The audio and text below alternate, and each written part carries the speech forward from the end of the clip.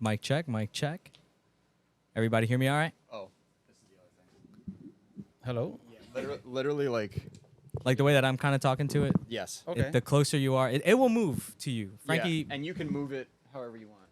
yeah, as comfortable as you are sitting. Yeah. But welcome, everybody, to the Faction After Hours podcast. Thank you so much for waiting. Again, this is a functioning shop, so we're not far off from 6:30. Just about an hour. I said 6:30, and Malcolm yelled at me and said, "It's not going to be 6:30." I said, "It's going to be 6:30." Yeah, no, sorry, Malcolm. But yeah, we're here to bring you another episode.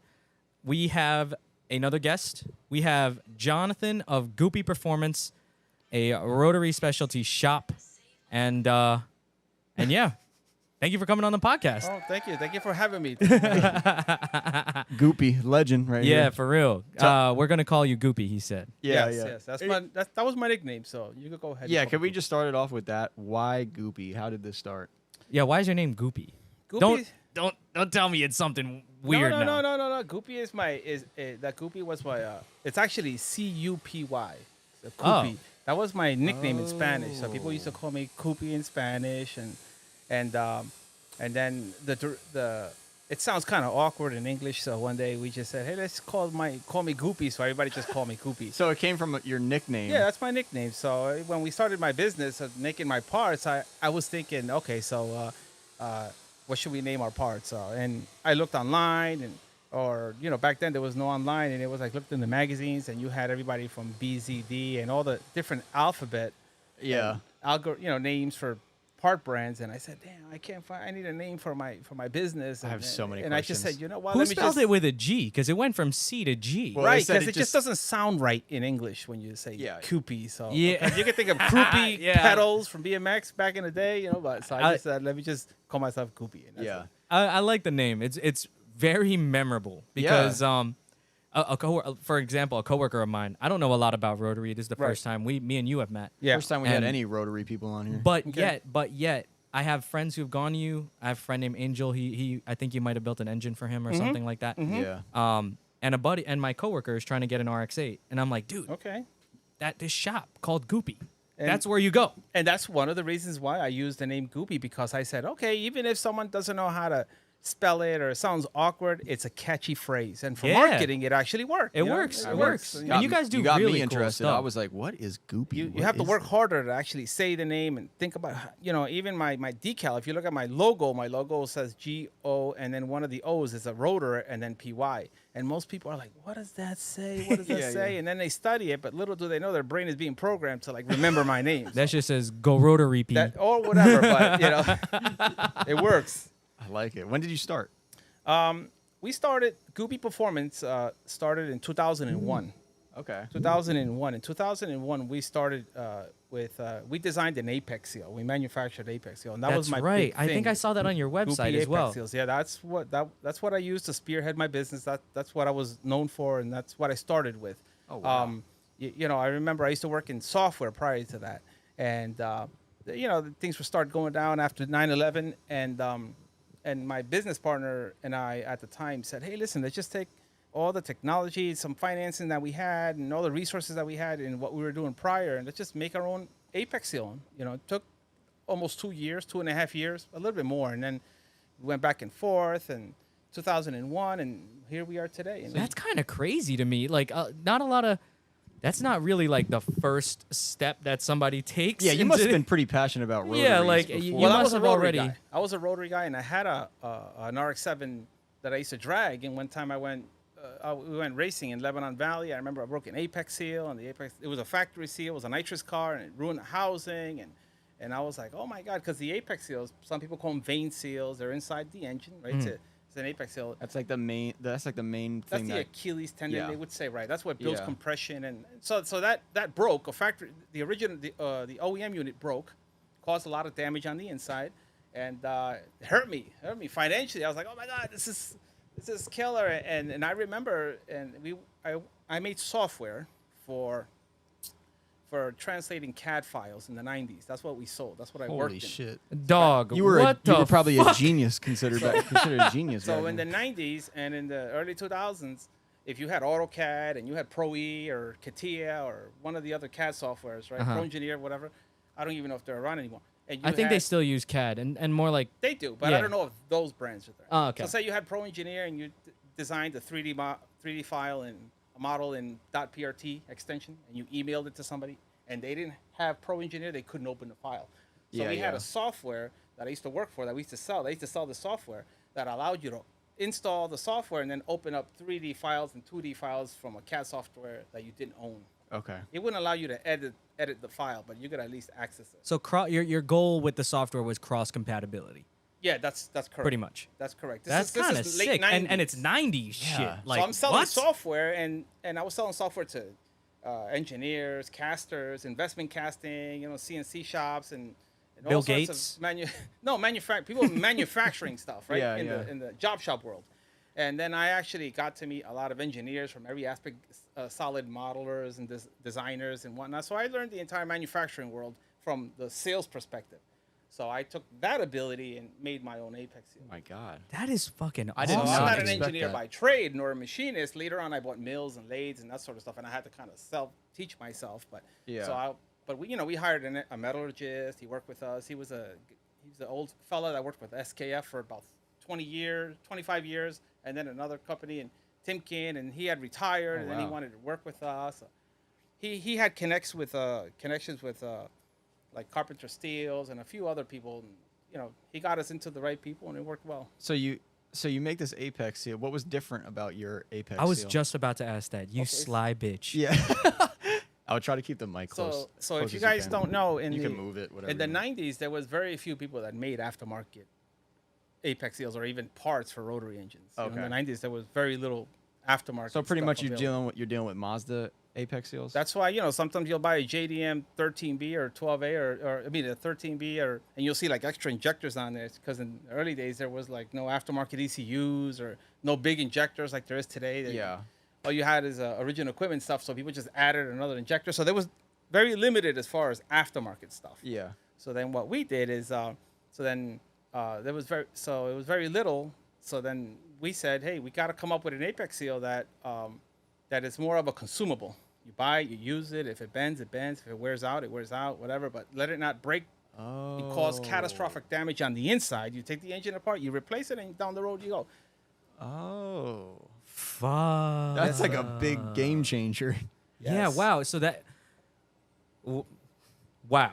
No, that's I to feel the same me, way. to the average consumer, that's me, and like everybody else who's trying to get in a rotary. You just provided like a godsend. That was what I started with. Yeah. So I said to myself and my business partner at the time, his name is Jack. He lived here in Jersey, and he came out of the manufacturing world. When I started working with him in software in the sales business, he had already done rapid prototyping, and he had worked with solid modeling and all the stuff from big companies, Lockheed Martin and Nike and Saab, GM, you name So it. he was. He was kinda, a real smart dude. He Yeah. had started with, I think, McDonnell Douglas in the late 70s and stuff like that. So I had good mentors, and I was like shadowing these guys all the time. And I was like, wow, these guys are bright individuals. And I'm here coming out of Ramapo College with a degree in poli-sci and stuff. And I'm over here, I just wanted to sell software. So I had to learn the engineering world, the lingo, the terminology, and everything just to sell the software. And So then using the actual software later on to design my own parts. Yeah. Now, That's- now you were going to school, and you graduated, and you got into your career then, and then you got. Yes, I was senior year at Ramapo College, and like in the 90s, I was senior year at Ramapo College, and I got hired selling the software. Okay. I was like 100 credits, like 20 short of my BA or whatever. Yeah. I just quit school, and I just started working, and I said, the heck with this. Yeah. And I just started working, and that's it. And then Well, I mean, that's the goal anyway, right? Trying to get a job in that field. So I guess. the thing is like right now, like it's harder for kids to make that decision because like when you make that decision now, you won't have that degree, and there's Yeah. jobs out there where that's literally the bare requirement. They won't even look at anything else. They'll just be like, oh, you don't have a degree, you can't apply. But Yeah. that person could have so many skills that are applicable to that one position. So like, how many years did you end up selling software? I don't know, 3 years, 4 years. 3 years, 4 years before you were like, Yeah, I need to do more. Yeah, we were traveling. No, not that, but the company we were working with selling software for started. They cut us off, and they said, "Oh, we're gonna bring software in house in California," and all the sales guys. So then we were a VAR here in Ridgewood, New Jersey. So they didn't need us. Little by little, they started cutting off our accounts. So it started drying up. So we just said, let's do something else with the abilities that we had, with the skill sets that we had at the time. Frankie, a VAR is a value-added reseller. Right. Wait, what? A VAR. That's what he just called it. It's a value-added reseller. What the hell is that? It's the product you guys help sell the product and they add the value by reselling it. VAR. You're welcome. I'm still lost. We'll talk about it later. You're technically a VAR. I've never heard that term before. Yeah, on paper, that's you're old school technically terminology. So if you're selling something for somebody, you are a VAR. Yeah. Huh. But so when you designed the Apex seal and stuff like that, what was the process like talking to? You mentioned a metallurgist. Right. Not everybody talks to a metallurgist. Yes. What the fuck? Yes, it's sad. That's a cool process. The metallurgist like, that we had that worked with us for about 10 years, actually longer than that. He recently passed away last year. And he was a brilliant individual. He was really smart. He had a lot of years of experience. He used to fly back and forth overseas, and I think one of the reasons he retired is because his back hurt from these intercontinental flights and that sort of stuff. So with me, I just had to bring him. I had to bring him all the variables. This is what's going on. Blah blah blah. And this is the issues we're seeing. And then I had to use my limited ability to communicate in that world and give him as much information, and then he went from there. Yeah. And then he said, "Okay, let's try this material, try that material, try that." We tried about a dozen different materials. Yeah. What was the like? what was it? What was like the like how the fuck do you even? Like how many Apex seals did you go through? I know. before I'm you trying to found the think. right- Like It was and interesting. the testing. It was interesting because because it was hard. This is 20-something years ago. It was challenging. It was Yeah. a time of my life, I went through a lot of stress. Draining Yeah. our piggy bank, and it was difficult. I remember, we'd come up with one material. Okay, let's try this material. Who can make it? Who can machine it? Okay, let's make one. Okay, this seemed to work well. So let's make these in volume. Oh, it's not feasible. Oh, we have to do this type of heat treat and blah, blah. It was challenging. And So you still had a job at that point? Or? Yes. We're still Okay. selling software now. Okay. The thing with testing, we tried one. I'd put it in an engine. I'd have to drive a few hundred miles to see if it broke in, if it made good vacuum. Yeah. And then take it back out, send it back to the lab, look at it, and make it okay. This one worked great. Let's try heat number 2. Let's go to this my one. God. Let's try heat holy number fuck! 3. You're doing your own R&D Yes. Yeah. on the road Yes. while At you're one time, I working. didn't even have a car registered, so it sucked. I was like, oh my God, I got to put miles on this Apex Seals. How am I going to do it? So then I remember my friend Willie Maldonado. He's like, yo, you can use my car. I got insurance on it. All right, no problem. He just let me borrow this first gen. I would throw a motor in there. I was done like at 11 at night, and I was like, okay, it turns on. My little brother used to help me, Elias, and I'd be like, Elias, I got to go put some miles on this because I got to take this motor back out in 3 days. And that night, I'd get in and put gas in it and drive all the way up New Haven, up 95, back down South Jersey, come home. The next day, I had like 300 miles. Okay, take the motor back out, send it to the lab.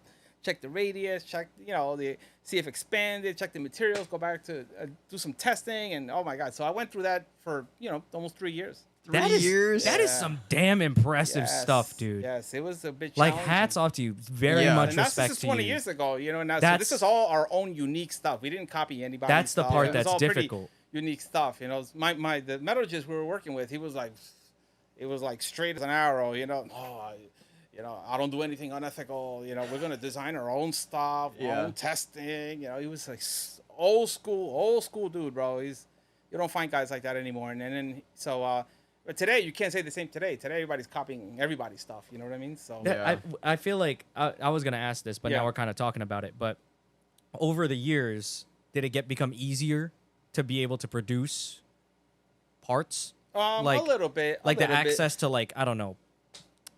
I don't know how did you even find this metallurgist? He worked. I don't know. He was friends with somebody else. We met at a job shop show. We used to do a lot of trade shows, like Jacob Javits, the design manufacturing show, and Jacob Javits, and all the job shop shows they have down here at the Meadowlands and stuff, where all the trade shows come in. And people that do EDM and machining and all casting and all sorts of stuff. So we Okay. had a lot of contacts in that world. That world is small, but at the same time, a lot of people know each other in that Yeah. world. So, I'm not in that world as much anymore, but when I was selling software, I got to meet a lot of cool people. so nowadays, I feel like with the amount of exposure that you can have on one channel, let's say it's Instagram, Right. you put a story, I'm looking for a metallurgist.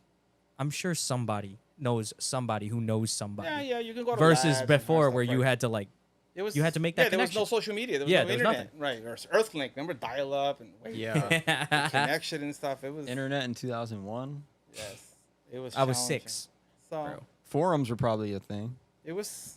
Yeah, the forums Right. were. I don't know. Were there forums? Yeah, I think there were. There was like RX7 Club and stuff like Yeah. that. And everybody typing with one finger and stuff like that. Dude, if you could type like this back then, you were a god. Yeah. Yeah. If you, Like, you could- exactly. Yeah, I Everybody remember- was one finger, two fingers like this. One, two, three. And you had typing class? I wonder- You ever had to take typing Right. class, Frankie? Did they have Yes. typing class for you? Yes.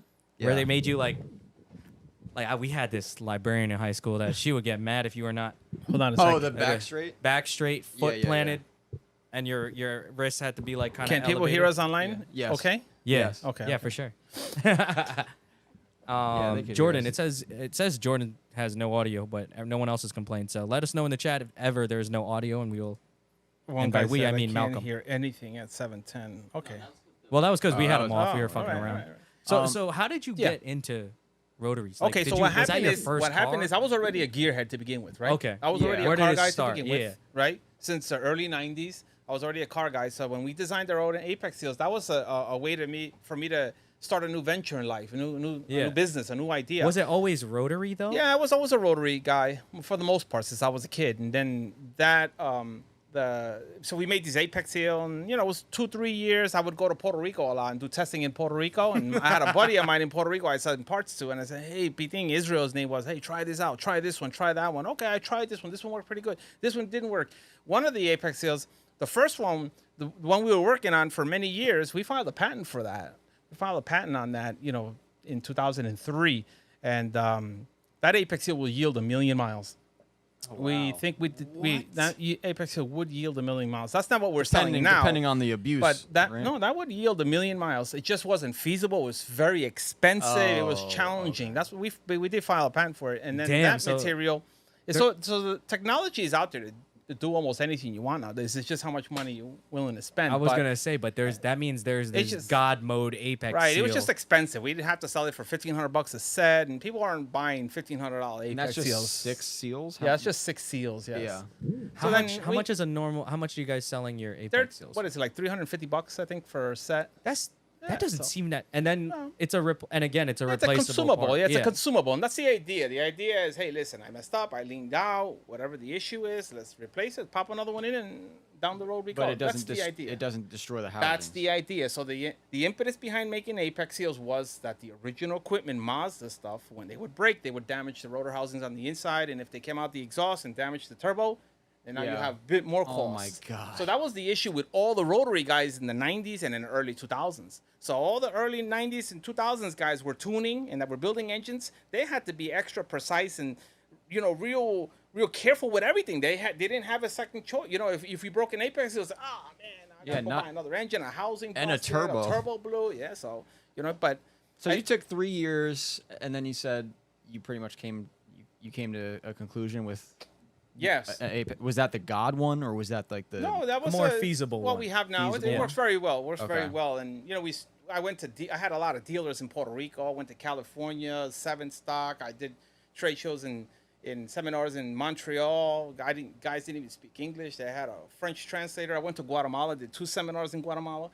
Wow. And had all these guys there, and can show us your brand, help us build engines and stuff. Holy like shit. Puerto Rico. the fuck? That's sick, yeah, a lot man. of different places. I've been through the ringer, man. You probably know that engine like the back of your hand. And that's what happened. So a lot of people that wanted to buy our brand. So if anybody out there nowadays wants to make something for what particular car, when I went to speed shops in Puerto Rico, they were like, okay, these are good Apex seals. Thank you, son. You show them the piece of paper. This is how they'll withstand this temperature, this wear characteristics. These are how good they are, and they would look at you and be like, yeah, okay, give me them. Let me try them in my car. If they work, I'll buy them. If they don't work, I don't buy them. That's just how people speak. Old school Yeah. guys Yeah. think. They want to see it. So you know, I had to put them in this car and that car and this car. So I gave a lot out. I had a lot of guys using my brand early days, but it was just challenging. So then it actually forced me to actually work on rotaries and build my own engines, and eventually what we have today. Because folks were like, hey, listen, you know, I had guys come and say, hey, that's great, but can you build my engine? And I was like, okay, well, in between selling parts, I can build an engine, and I built an engine. I was about to ask, is that what your shop now, is that a service you offer? Yes, like it's a we build full engines. motor shop. Yes. We don't work on cars too much. I just don't have the space and the manpower, but we do blocks. So as opposed to most guys, let's say Rod Millen, and let's say some of the, you know, like Edelbrock, Vic Edelbrock, and some of the other guys, if you see their business platforms, most of those guys were racers, started racing, you know, they racing, had shops and stuff, and then they designed parts. I did it kind of backwards. I designed the part, I made a part, and then I had to go back and build a shop around the part because everybody's like, hey, you know, why don't you just build it for me? And, you know, here in the tri-state area, there was a lot of dealers here in the early 2000s. There was a lot of shops around here that did a lot of rotary work. But it was challenging. You know, you wanted, people were, hey, can you build my engine? So it was. I feel like I only knew one rotary shop for the last 10 years. Who is it? I don't know. It was I think they were in South Jersey or something. No, there's always been rotary shops. I think what has happened over the last, you know, 25 years is, you know, the generations have come, have gone. Some guys have retired, and you got the new guys coming in. Yeah, I feel like there's not many nowadays, right? There is. You got to know who's who. A lot of guys, you know, this guy will build a few engines. That guy builds a few engines. You know, as far as a shop that you can go to turnkey that just specializes on that, right? There isn't too many of those. But. Yeah, I mean, that is pretty crazy. Imagine you only specialize in rotaries. I mean, those shops do exist. Now I just now that I know that Achilles of the rotary, the Apex seal, you make a consumable one now. Yeah, I'm interested in the God one. What's for stopping me from, like, let's say let's say I'm that consumer. I blow my shit up. I'm gonna take that thing apart. I think I'm okay with my hands. I can disassemble an engine to an extent, and I feel like it's got no pistons and rods, so I think that's the coolest part about it. like But after also a few what times people you can I get feel the like hang of are it. intimidated by. Well, yeah, because it's not normal per se. Yeah. but- Well, was your first car a rotary? No, my John? first car, I remember the first car I ever bought was a Volkswagen Beetle. What?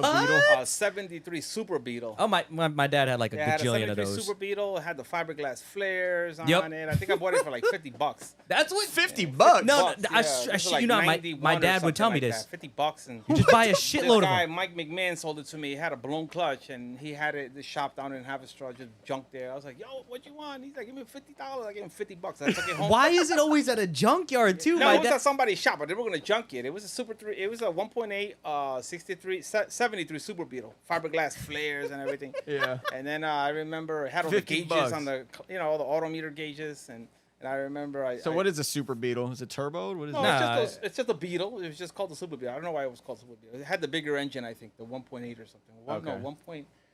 I don't know. And It's just super. and What I else do drove you it need to know home. about it? Clutch gotta- was burning, smelled like clutch, and I remember. And they had the cable clutches, right? Or something? Yeah, and I remember I went and bought some parts for it at Rapid Parts. Rapid Parts used to be in Muncie, New York, and they sold just Volkswagen stuff. Oh my They're all god. gone now. But I they wonder used if to my sell- dad knows about that. They sold brand new fenders, doors, everything for like for Volkswagens, everything Volkswagen. And then I took some of the parts home, and before I started messing with the car, my brother was like, "Hey, you want to sell it?" And I sold them for $150. So I made like $100 in one day.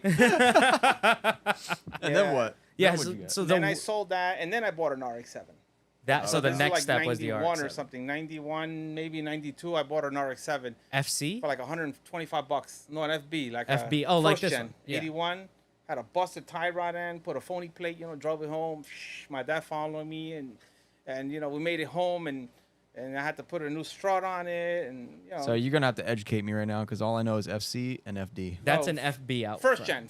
That's So- called the first gen. Okay, so the one outside that you brought. First gen, 1978 to 1985. First gen. They're Okay. practically the same unibody and stuff like that. And they're 78, 79 had two taillights in the back. Yeah. The 84, 85 GSLC, which people call the 5-letter, cinco letra, would have the 13B fuel injection with a distributor. Cinco letra, bro. Yes, cinco letra. You That guys means don't have 5 nothing letter. cool in SR and JZ world. Make some cooler acronyms. We got a that- we got a Yes, black yes. top They got and a a red cinco top. letra over here. That shit is Yes, sick. yes, yes. Which is, we got to see one up close, which is I didn't even know that was a model that existed. Yes. I thought it was yes. strictly 12A in the FB, no, and most then of- that people would put Most the of them 13B did have in. 12As though. So most of them did have 12As from 78 to 85. The majority of them had 12As. The 85, the one you're seeing outside, that's a rare model. Did you like the 12A? I'm Yeah. assuming the one you had Yeah, was that the a first 12A? one I had was a 12A. So other than the 0.1 liter difference, what's the difference between a 12A and a 13B? No, the 12A has the 12A is oh, you want to know the difference? yeah, Ooh, yeah. man, Let's get into it. Come on. The 12A is 1.1. A little different. Yeah, The 13B is 1.3 liter. Yeah. 1.2 for the 12A. Yeah, 1200 and then 1300, and then the 12A housings are 70 millimeter. The 13B are 80 millimeters. In Okay. inches, is 3 inch, 150,000 if you want to be exact. Just to So then, increase the size of the right, of the capacity, yeah. width, the rotors. So the mass of the rotor is what you're kind of it's increasing. wider in this Yeah. orientation. Wider. Which in turn would make more. It's a bigger motor, More go. heavier, you know. So Yeah. and then the 12A, you know, throughout the years had different chambers. The compression chamber, some were elongated, shorter. I Elongated. think Mazda played over the years with different elongating the compression dish. Okay, Have yeah. you ever heard, Frankie? Have you ever heard it? You probably heard a 12A, but it sounds a lot. No, different not really. I never really heard about When you that, when I actually. heard a 12A that was like built NA, Oh, I mean, I've probably heard of one like by accident. super freaking. I don't even know. When you see it, it looks so weird because you're like, what is that? Yeah, no, I don't think Has I've like the seen one. two stacks coming out the freaking top. I'm like 12A, 13B. You couldn't jump to like a 15B. Like, why didn't they do that? They didn't want to. Yeah, I don't know. Mazda had. I'm gonna just take these off. Yeah, yeah. Mazda did have a bunch of different, like prototype design engines. They over the years. But they seem to keep it small. Even the Right, I RX8. think that's That was the one they goal, s- though. They standardized on those, on the 12A and the 13B, and then in the late 80s, I think the Cosmo in Japan had a The had three a rotor. 3-rotor in it. What's considered what's Yeah. called a 20B, which is 3 80 millimeter wide rotors. Is it true? And this is just to debunk some questions I have Yes. coming from a Pistons person. Mhm. Is it true that you can technically, if you had a crankshaft long enough, eccentric shaft. Eccentric shaft. eccentric shaft Yes. long enough, you could just keep fucking Yeah, I guess stacking in a them. perfect world, yes, you could just add another gear and a center plate, machine it, and Because Yeah, I've so seen a they picture of can a stack weird on one. each yes, Yeah, they can. Okay. It's really not practical. it's really such not. an interesting concept though, because you're building a combustion chamber in a different way. You know what I mean? Like in a way that one of the things that I like, somebody told me about rotary is, you know how a piston engine goes up, it has to come back down. Whereas a rotary, it's just spinning. that's the coolest shit about it, man. I love Yes. everything the rotary has to stand for. Yes, I just yes. don't know much about them. Yes, Like, would you yes. recommend a rotary to like a new car enthusiast? Yeah, I like the rotary engine. It's a good engine. It has its positives. What do you got to look out for as somebody new getting into it? Like, what did you like? Did you have any always- experience like that? Where You kind of have to make it the question a little easier. That's Or too- maybe more specific. yeah. more specific. What car? Okay, let's say a kid was getting into an FC. I feel like Yeah. that's the one everyone If wants. he's annoying, tell him to buy a Honda. Yeah, right. Like I feel like so you have to have some sort of, I don't know, mechanical Yeah. Maybe desire. you gotta be passionate about Desire, it. yeah. Yeah, desire. Yeah. Like you got to be ready to be like, okay, fuck, I got to learn about why that does that. Uh, Yeah, it's, let me see. It's a all hard right, all right. question. I'll give you this angle.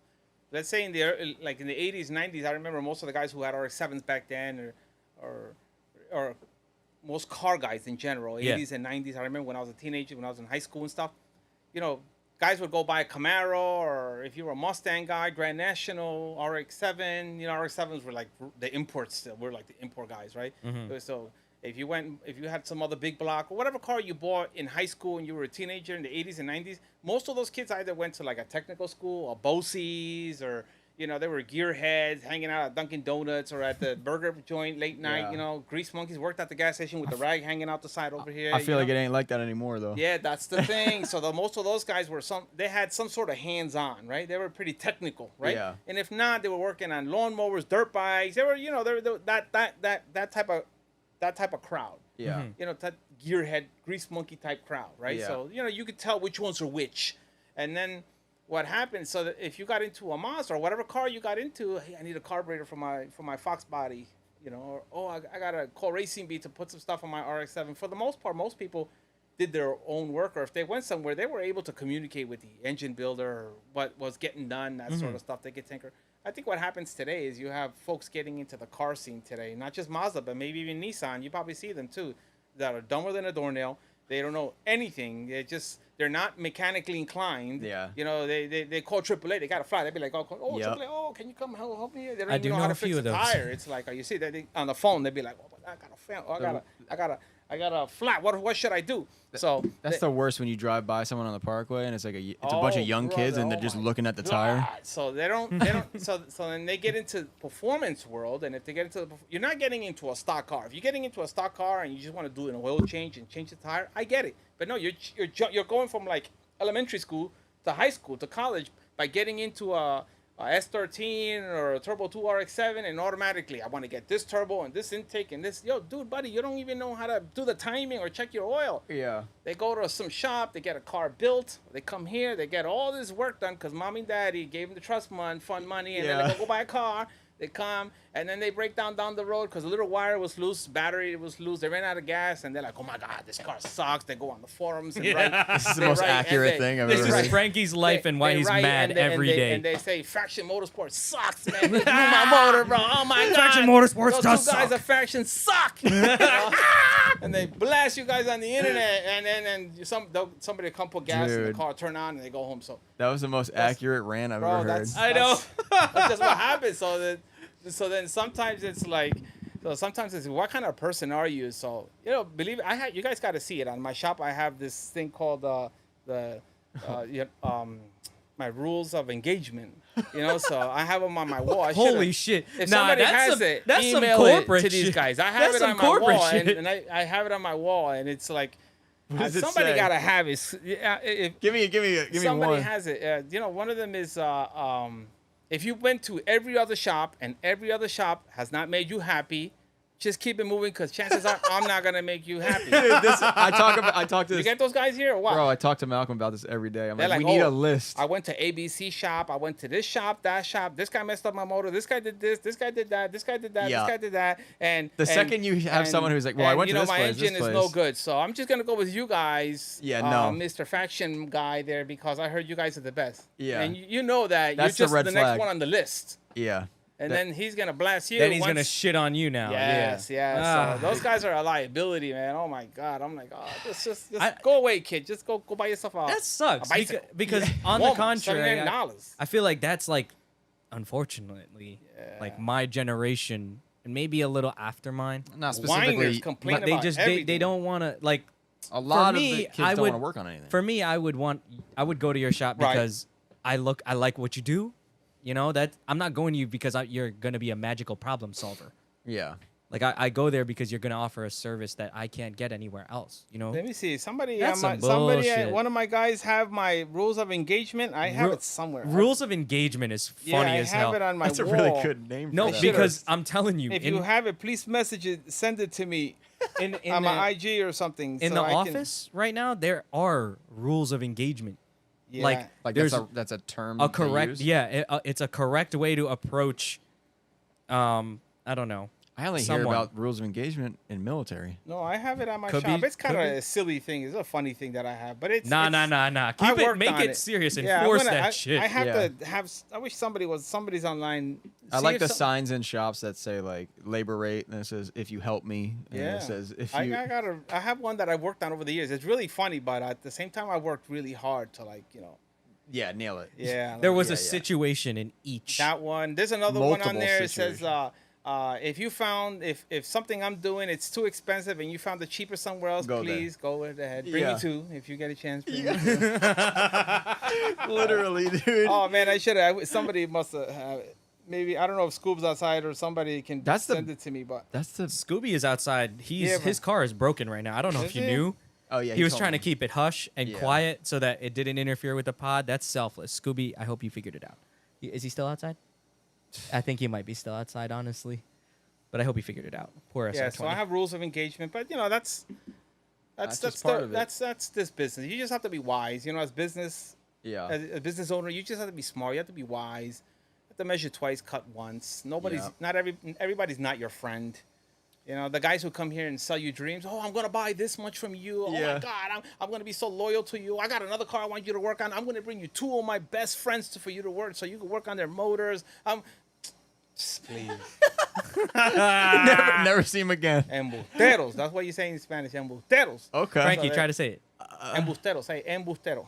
Dude, Bustelo coffee. If you I'm say not even gonna Bustelo try to coffee, you say that just- right now because it's gonna be bad. Yes, it will be bad. I can't roll my So R. you I get can't those do type of anything. guys, and it's like, oh my God. So those, you got to be careful. You just have to be wise. Sometimes there are those guys though that are good to your business. You know. Oh, sometimes far and few in Sometimes. between. And again, sometimes that happens. Sometimes, as a business owner, you dealt with so many grimy people that you actually get tainted or jaded. My wife says Oh, yeah. that word, jaded. So you get jaded, and Yeah, then that's she true. tells me all the time, jaded. She's a psychologist. And then you got to be careful, that you're not that way with every person. Because not every Yes. person has the right intentions. That's so the you gotta hardest thing. Yeah. Have a heart of mercy and of grace with each individual, right? Because not everybody is mean like that. But still, you got to have your guards up and use wisdom. And as the Holy Spirit, tell me, is this guy grimy? Is this guy going to do me wrong? And, if he lets you know you got to be careful with this guy, then, That's a customer service then thing you too. just- yeah, you it just comes have with to- intuition too. And Like then some. you just have to hey, listen, I'm going to reserve. I'm too busy. I'll call you back later and Yeah. stuff like that. So I feel like Frankie, you got some good intuition with that. Oh God. Yeah. I feel like you do. Intuition. I could read someone very That's easily. what I'm you talking have to about. be stern, You got to you know? read the It's- cappers. Yeah. You can't let somebody I'm cap their pretty way good into at reading those people, but it's what he's saying is like a good example is like, let's say you just dealt with like 3 straight up assholes all morning, right? One after another, and it's not even your fault. Nothing's your fault, but these people Right. just suck. And then a new customer walks in. Now you have to just be like all of a sudden totally fresh and just That happens Hello, sometimes. sir. And, And then that's you have to customer go service in in your general. office Well, and just. that's why you're just mean all the time. that's why I'm just mean all the time instead. I'm just kidding. Frankie isn't fucking. There was one of my old landlord that I rented from. We purchased the building now, but I was renting from 2005 to 2015 in Stony Point, New York. Okay. I was this office building, and I rented from this guy named Pat, and he's done well for him. So he's. Wait. Were you building engines in office buildings? Yes, I was. I knew you were gonna say Hardware yes. floor, everything. Yeah, we had to bring engines in through a little door and disassemble my machines and go through a side door. It was my crazy. God. but Wait, what the? that's all I had. That's all I had until I purchased a commercial building, and then we moved. Did the over. landlord know you were doing it? Yeah, but he was a gearhead, so he would come in and just kind of see what. What- he had, what- he had what- like was there 100 other He had like businesses 100 hot rods in there? No lie, bro. He had the most beautiful garage you've ever seen in your life. Wow. Anyway, he was very successful in the real estate business, and one time he came. And very wealthy. And one time I used to sit with him all the time at his office. He used to have office, and he'd meet all the contractors and he'd meet all the architects. You got to see this guy, beard down to here, Yeah. looked like a hillbilly. He used to drive this old truck all the time and go to his meetings with a little cardboard and a magic marker. And you see all the lawyers come in with cashmere bags and all these leather bags and Yeah. Brooks Brothers suits, and he'd be in there with like overalls and stuff like that with a t-shirt. One time he said, Jonathan, when I go into a meeting, I go in like a tiger, and then I'm fair. You go in like a tiger, and then you're fair. So So in other words, he's stern, he's bold, and then at the end, stern but he's fair. Yeah. But those are wise words. You don't get, the average person doesn't get the chance to sit down with very wealthy or people that are changing the world. The average person doesn't get a chance to sit down with those people. Well, I feel like have I'm doing that person right speak now. into you. Like that's you to me. Glory to God, but the average person. So when he said that to me, I remember I was like, wow, that's food for thought. Let me think about that, And he was just a very smart dude. He's very wealthy. So I know what he has done in his life. So I admire when people give me those little insights. And then, some of those things are those gobstoppers. Remember a gobstopper? You chew it and you never runs out of. Yeah. You just chew it and chew on it and chew on it. It has a lot of meaning to it, and, beyond just a few words. Yeah. It's like a proverb. I get what you're saying. Yes, and I Yeah. was like, okay, I understand. So that's it. So and then the Book of Proverbs says, take a coat from him who is surety of a stranger. I think that's what it says in the Book of Proverbs, and so you have to just be careful who you do business with, right? As you guys have this sport here. A lot of stuff can go wrong. Yeah, and the thing is, customer comes in. the hard part is like, you can't just be completely closed off to everything either. Like that's the opposite end of it. Like you could either be really welcoming and then get screwed over, or you Yes. can be closed off and you won't go anywhere. And I'm kind of more on that end Okay. of the spectrum. Closed off. Okay. Yeah. I feel like you make it a fucking. Like people want to start doing things together, stuff like that. I'm always like, Right. you know, That's because they want free parts. yeah, Yeah. That's 'cause literally. They have no money. Then Yeah. That happens a lot in this business. Oh, can I help you clean in the back? Can I clean your toilet? Yeah. You know, can I do this? Or I got this great idea, Yeah, I got this and great that. idea. Let's work It's like, together. As a yeah. business owner, you just got to be careful with those type because you know they could it bring- could bite you. They could Yeah. bite you in the ass. But you know, just it's challenging. I get it. You know, this is the aftermarket world, right? Yeah. So you're working on Nissans and aftermarket exhaust, suspension. You're doing stuff that it's not by the book. You can't go into the Kelly book or the workbook, right? They use at dealers. What Yeah, else? we'll What's that? use FSM. Yeah. What? Factory service The manual. factory, you can't go or- into the factory Get the service book manual time. and see how many hours does this take. It Yeah, doesn't yeah. work like that. This business doesn't work like that. It's like in your head, you have to be quick with it. Quick. Yeah. How long is this going to take me? The customer wants to know how much he's going to pay for this particular job. I get it. I get it. But you in your mind are like, well, I got to really think about it because a bolt can break. This thing is 30 years old. You know, this can happen. accounting and for I got to the protect rust. myself. You know, so sometimes you give him a number and he's going to hold your feet to the fire. Then you're in trouble when you go under there and you realize this thing is a rust bucket. You know, this thing is falling apart. Somebody rigged it before. So Yeah, truer, you know, truer words have never right, been so spoken. then you have to Frankie's be literally careful. so happy. So this Yeah. business is you can't go to the FSM, right? Yeah. You can't Well, go to the yeah. FSM, and You're basically saying you can't get the book time. 'Cause right, you can't get the book time out Because of that's it. how So you you normally just estimate things. Right. You go, oh, the factory says it's going to take this long. It's like, yeah, the Right. factory said that when the car came out. right, Yeah, and 40 bolts were years just. ago. Yeah. right, Now you got rust. Now you had 30 other people in this Right. thing. Like everything's broken. So usually that's it's correct. like, you know, this is what it should take, but this is an estimate. Like they need to understand that that's an estimate, and a lot of people don't understand that, unfortunately. So, yeah, That's right. So you have to just be careful with that, and that's you why know, you just stick to building engines. You'll be okay. I feel like but even But, with like- that, like how many times probably we had somebody, my buddy, Nick was in here who was like, yeah, ask him how much a rebuild would be. How many times you get asked that? all the time. Like, and you can't really give them a It's straight answer challenging. It's just because something challenging. can change Yes, challenging. like that challenging. with the build. Challenging. And I would say this, you know, for people listening, guys are listening, you know, all the YouTubers and stuff like that are listening to us at 6:00 in the afternoon, by 7:30, Yeah. at home on YouTube. You should be outside hanging out, playing, doing something.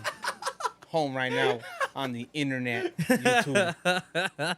Crazy. So a decent amount of them If I have wasn't been here popping and in I and didn't have here. with my kids, I'd be on my bike or something like that. Look, beautiful weather. Oh outside. God, you got a no. bike? What? Because Frankie's a bike guy Yeah, and a plane guy. Motorcycle? yeah, motorcycles. Oh, I used to be a BMX guy too back in the Okay. day, and then I got into. I used to ride dirt bikes too as a kid. Yeah, and then, yeah. But now I ride motorcycle. But I don't get to ride them as much. I rode it once this entire year. One of my bikes because I'm always with my kids. Does your, What kind of- does what your kind of motorcycle have bikes? a rotary in it? No. There's one though. There is There a is one, Suzuki right? RE5, Yeah, I which heard I've of been it. after. But once you find Wait, online, they're like what? 5-6 grand. I You don't want to need spend one that of type of those. It's a money. rotary I got kids motorcycle. and I Yeah. got 3 kids. They're all young. They're always doing poo poo, so I gotta change diapers. Diapers are expensive, bro. No, I don't know about You that don't one. know. not us. Yeah. Yeah. What I- are diapers expensive? $30 for at least. I think I spent Imagine $30 3 for craps. 2 boxes. Imagine times 3 craps. I have 3 kids. They're all under 2. Oh Lord. So Build a rotary. No, I don't have a kid. I don't know those prices just because I went to a gender reveal. yesterday. So I tell everybody with regards to like you know, with what you do and everybody listening, that really the word that really triggers sometimes a lot of speed shops is that's expensive, or people are like, how much is it, right? I get guys call me all the time. Hey, I want to do a full rotor. How much is it? Dude, you don't want to do a full rotor if you're asking me how much it is, bro. Yeah. You know what you're getting yourself into? Like if they came in here and you had that 240 SX right there, right? That's a Yeah. 240, right? S13, yeah. that's Yep. S13 is the millennial term, just so you know, right? Old school Oh, folks are gonna yeah. look at that and say, "Oh, that's a Nissan 240." Yeah. S13, you know, you're like young kid, right? So older folks, you know, Yeah. they're gonna be like, "That's a Nissan." Yeah. Like the 240. RX7s, you know, the new kids are like FC, FB, FC, FD.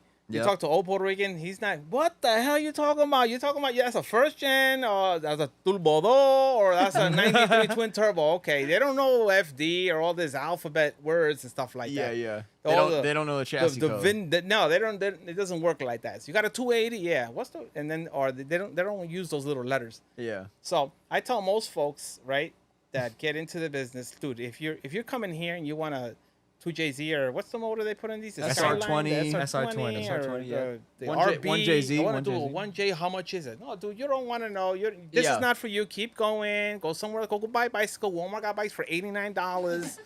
Go do some exercise. Go buy some Malcolm's dying rims. Go over there. buy a bike. Damn, you yo. got Malcolm cracking up over here. Go buy a bike at Walmart. Put some speakers on the side with a 12-volt battery. You know hang why? out with Because the two Malcolm's thinking the channels. same shit when people Yo, say get that stuff. the hell out of here. You know, you got to tell those kids, yo, just go away, bro. Go put some rims on your car with spinners and stuff. Yeah. Do something. But this is because they're asking you for something that they shouldn't be asking you. It's just, Yeah. that's one, I know right? what you're But saying.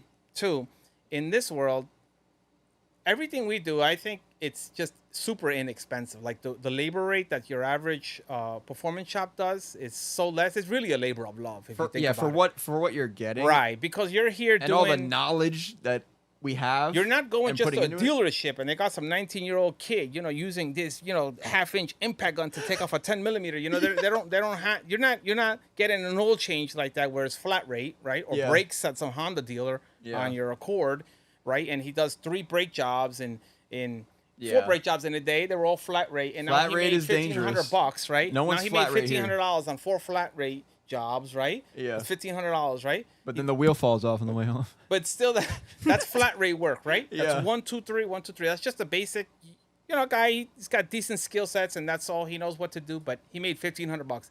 You come to a performance shop like yourself, right? You can't charge flat rate on certain jobs, Well, right? it depends on some shops do pay flat rate. I don't know why. But it's difficult because when you're doing big projects, you have to, you have to price the Yeah. job out. So then if you tell the customer, I want $5,000 for this particular not to mention thing. you run into all these different issues That's we the already spoke thing. about. That's the thing, and a customer will come and say, "Oh, that's a lot of money, $5,000," and you can turn around and say, "Yeah, my friend, but that $5,000 is taking me 3 weeks to do. I can do brakes on a Honda Civic, or I could do Yeah. oil changes and make that type of money in 3 days, 4 days." Yeah. So when customers come and they try to lowball you like that, and it's Oh, that's crazy. the best. It's My like- favorite thing that happens to me. I guess we're just shit talking customers now, but That's fine.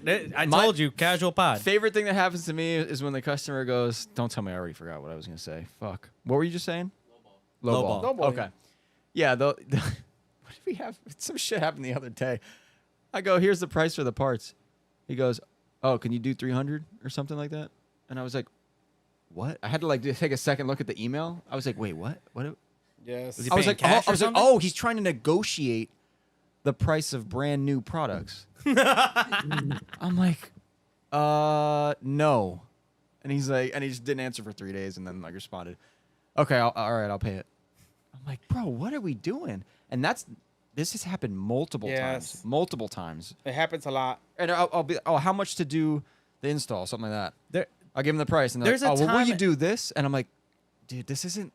Do you negotiate when you go to Amazon?" there's a place Or Walmart. where Yeah. there are places when I was younger. When I'm gonna say younger because I was that kid. Yeah, Younger. a gas station. That would You're a come in. baby as Yeah. it is. How old are you? Younger? We talking about I'm when you were 28. like 10 years old? I'm 28. Are you 28? Yeah. No, you're still young. Yeah, I'm still a baby. I'm Yeah. 32. All right, all right. Yeah. I'm, What? How old are you? Like 32, 47. 33? Oh shit! 47. No shot. I'm 47. You look young you as look like you're fuck. 27. I Yeah. don't drink. I don't smoke. That's what's up. I do all of that. Yeah. Oh, Lewis was telling me that too, because I don't either. I I don't don't drink. drink. I don't smoke. Yeah, I, Frankie is, try not to uh, break night anymore. Yeah. Frankie is also like Try to keep stress. No, I used to drink. I just don't see the I cut poison in it- your body and I stuff cut like it that. back. The It was hurting my excessive. stomach. I don't smoke. Don't do drugs. None of that stuff. Yeah. Most But- car guys, most old school car guys don't do drugs or stuff like that because Yeah, 'cause they they'd need the rather money. put the money in their car. Yeah, they need the money. Gasoline too expensive. I mean, that's how it was too when I was younger and I was valeting cars and shit. Everyone would be like, "Yo, how do you have money for your car and this?" And I was like, "Well, here's the difference. When you guys leave work, you all go to the bar every single night." I'm like, literally every single night, you make $40. You go to the bar and you blow all of it. I'm like, what do you mean? Well, instead you could buy some rad hoses with that Some 40 tires. bucks, a tire with the $40. Dude, Yes. these guys would. Yeah, drinking's not the same anymore. You know, it's today you get pulled over and you get a DWI, it's 10 grand, right? Lawyer that fee, too, I yeah. wouldn't park even at a- know. I take a don't fuck car. with that. If you have a family, if you have a job that requires your license, truck driver or something, Yeah. you're doomed, bro. Oh, yeah. You're fucked. You're screwed, bro. That's why some people don't even drift Yeah, on the street anymore. you 'Cause of know, that. I was gonna say like don't. If you're listening to this, that little you could take from this little conversation is don't do that shit. Don't drive and under drive? the influence of Yeah, alcohol. It's yeah. a dangerous fucking It's thing. expensive too. It's expensive Yeah, it's and it expensive. fucks you. It can If be you love very the car expensive. so much, don't risk anything to let you lose it. Yeah. Right. So yeah. So Like that's so funny you just said that because again, like my dad would say like they used to get a DUI and you would get like a slap on the wrist. They just let you go home. All right, don't do like, it call again. Somebody, Get outta call here. somebody to come and drive you home. Yeah. Yeah, He my dad already got caught- drove. My dad got caught when we were little kids in the 80s. He got caught, and I think drinking and driving, and then the cops would bring you home, leave the car there, give me the keys, go get the car. Oh, so it wasn't even like a big deal. Yeah, and I got caught one time in Hunts Point, like in the early 90s. I had a Heineken in my hand. I was driving with my buddy, and cops pulled us over. We were, you know. Oh, there you were was- drinking Yeah, with a while Heineken in driving. my hand. The cop came, took the beer out of my hand, and he spilled it. Like, get out of here! I was like, okay, no problem. No problem. You want to spill another one? Yes. Yeah.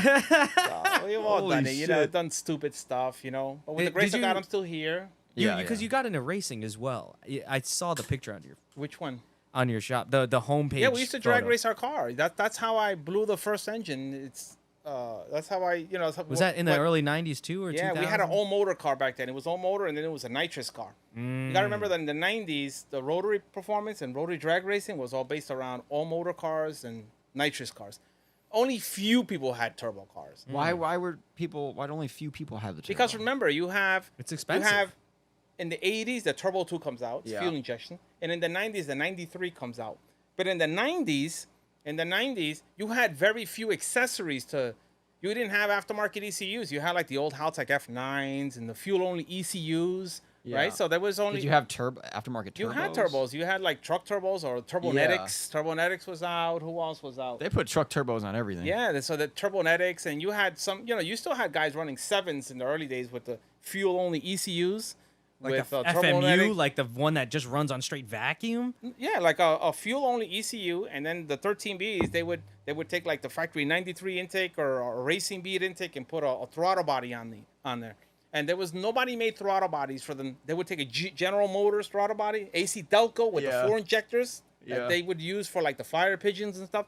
They would put those on the rotary engines with a Turbonetics hat like this with a screw on top, and then an intercooler from like a some sort of diesel truck or something like Yeah. that. Your own homemade manifold, and it would still have a distributor. How much power would that make? 700-800, I think. I think David Turbo was one car. David Turbo, Falito, and stuff. All those guys ran 7s with those fuel only ECUs, and I think Falito, which is an RX7 out of Puerto Rico, he ran 7s with carburetors.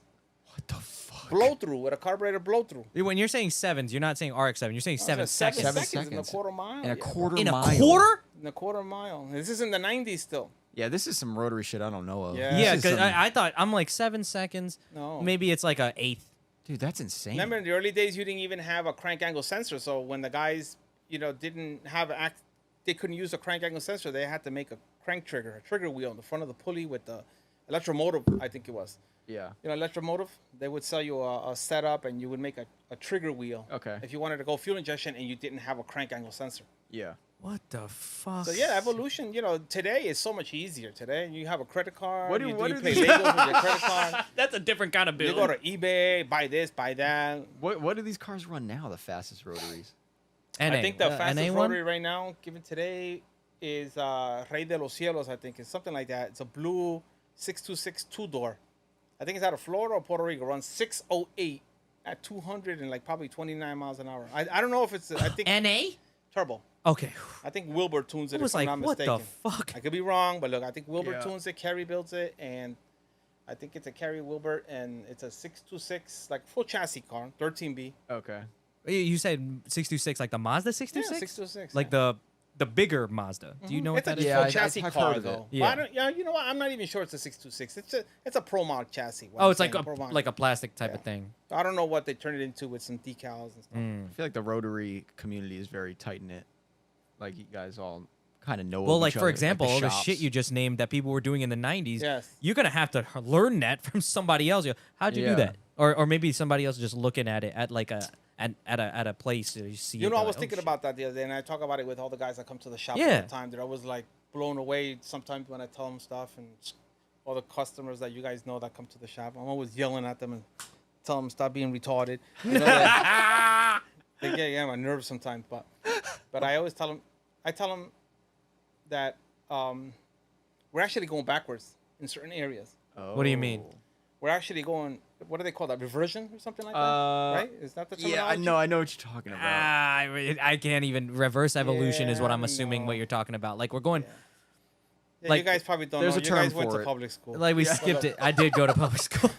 So reversion or like going backwards, right? Yeah. With what you said before. Oh, people have to learn that now. Yeah. You just mentioned yeah. some of the things people have accomplished in the 70s, or even 70s, 80s, 90s, early 2000s. Things that I saw that blew me away. I used to be like, damn, look at that.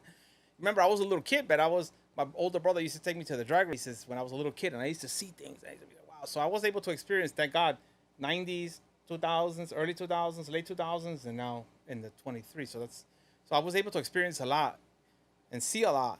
And but going back to my Reverting. statement, The word is reversion, reverting. I think we're actually going backwards. Look, for example, let me explain it to you. Fuck.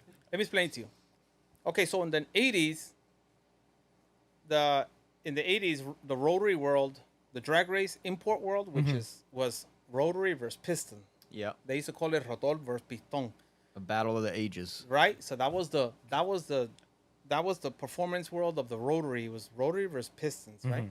And they would have events down in ATCO, which eventually turned into the Pan Americans, right? Which is the biggest, the longest import Rotary event going forever, right? That put the Rotary game on the map, Okay. right? And the East Coast and the drag race, Rotary drag race in the United States, that put it on the map, right?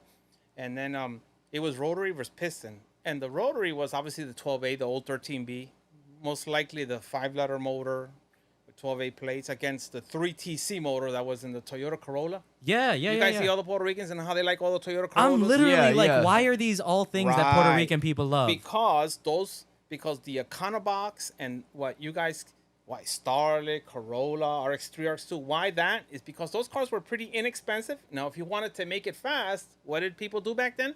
Let's make it fast with least amount of money spent, which, let's just put a Rotary in or take the 3TC and work on it, right? Because in the 80s, displacement was really it, right? Yeah. The replacement for displacement, which is the turbo analogy, what they say now, and that was later. But back then, you wanted to go fast, just put a V8 in it, put a big block in it, right? But the import world was like, no, let's work on the Rotary. Let's make that car fast. Because in Puerto Rico, they used to do a lot of drag racing, and since there was a lot of Puerto Ricans here in the East Coast, they continued working on the Rotary engine, right? And then the 3C was like the battle. It was the battle of the 3TCs versus the Rotary, right? 90s, right? And then, so the 3TC is a push rod engine, Yeah. right? With a distributor. Wow. 2 valves, 1.8 liter. They're big as fuck, though. Yeah, and 2 valves? those cars ran 6. They had drag cars running 6s. I mean, 7, What? 790, 770. I think the fastest one now is a red Starlet in Puerto Rico. I think he ran 7.4, but he may have a billet head. I'm not sure.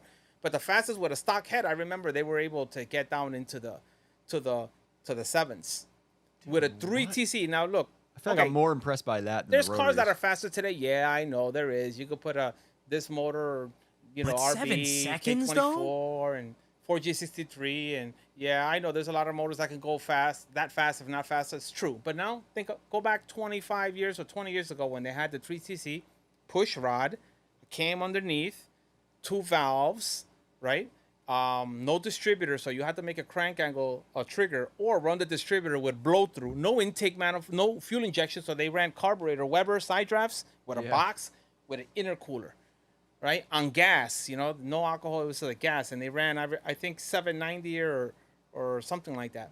So, but all those old school G's that did all that knew what pistons to use, what cranks, because I used to sell motors in the 90s. I remember I used to go to the junkyards a lot, find engines and sell them.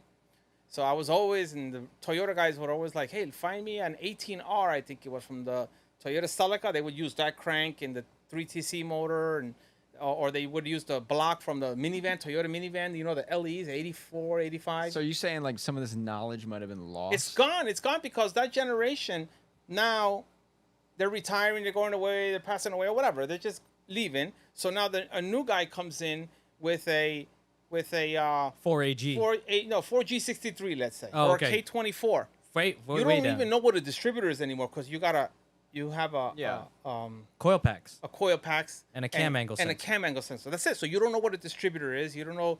There's a lot of stuff here that has been upgraded, obviously, to make the car go faster. But now that empirical knowledge that those guys learned in the 90s and 80s, that's all gone. Dude, a 3TC going a sub 8 seconds. Do you is get what I'm saying? So fucking now it's I get what you're easier saying. now to Yeah. make horsepower. So then a 3TC, let's say you took a 3TC and you did all sorts of work to the lower end and the piston and the heads and whatnot, and you got 200 horsepower out of it. That was a lot. Yeah. I was like, dude, you have to spend a lot of money, there was no pistons for the 1.8s, the Yeah. 3TC, so they put a piston from a B2000. Well, Mazda B2000 and take it, machine it, put a piston in from a B2000 because now it's 2.0 stroker, but but that knowledge base is now gone. So now you take a K24 and that block makes 200 horsepower, 225 with very little mods without you doing anything to the short block, right? Yeah. That's unheard of in an old legacy motor built in the 70s and 80s. But they had to work really hard to make that power. Now you don't have to work that hard. Just get a K24. And no put it one's in really there. putting in the work to make it even thing faster. That's is- it. Yeah. You go get a flash. Someone tunes it. Yeah. Boom, makes 225. Oh my god, I made 225. Yeah. The Yeah, thing I get what you're is saying. right now, like if I saw a 3TC Yes. like done up, throwing down like that, I would be more amazed at the 3TC.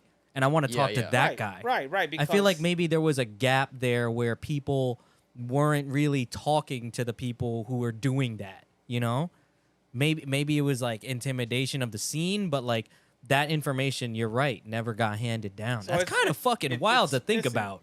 right now with the rotary engine, right? Yeah. The plates, the plates, the billet plates. Yeah. Big thing now. Everybody wants to put billet plates in Yeah. their Why? motors. Why is that a big Yeah, thing? why? Just The whole strength? thing with the billet plates is because the billet plates would crack.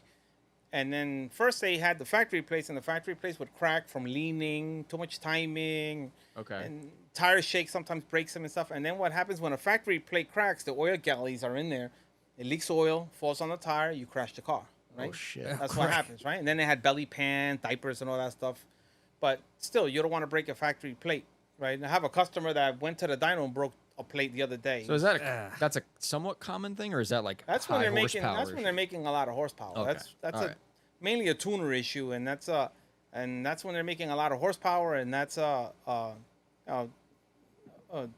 I don't think it would ever happen on NA. Nitrous, yes. On a turbo car, yes. I feel like Okay. it's the equivalent of like fucking up an SR, like blowing Yeah, a hole through blowing the. yeah, it's same thing, and Yeah. and the plates would crack, and then you have to replace it, right?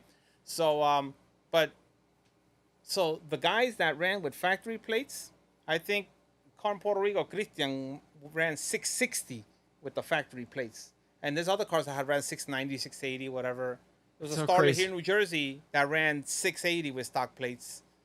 A Starlet from a touch-in, I think La Otra was called. This is 10 years ago at Englishtown still. Englishtown was still open. He ran 680 with factory plates. So it's doable. The problem is they're eventually going to break, right? So people Yeah.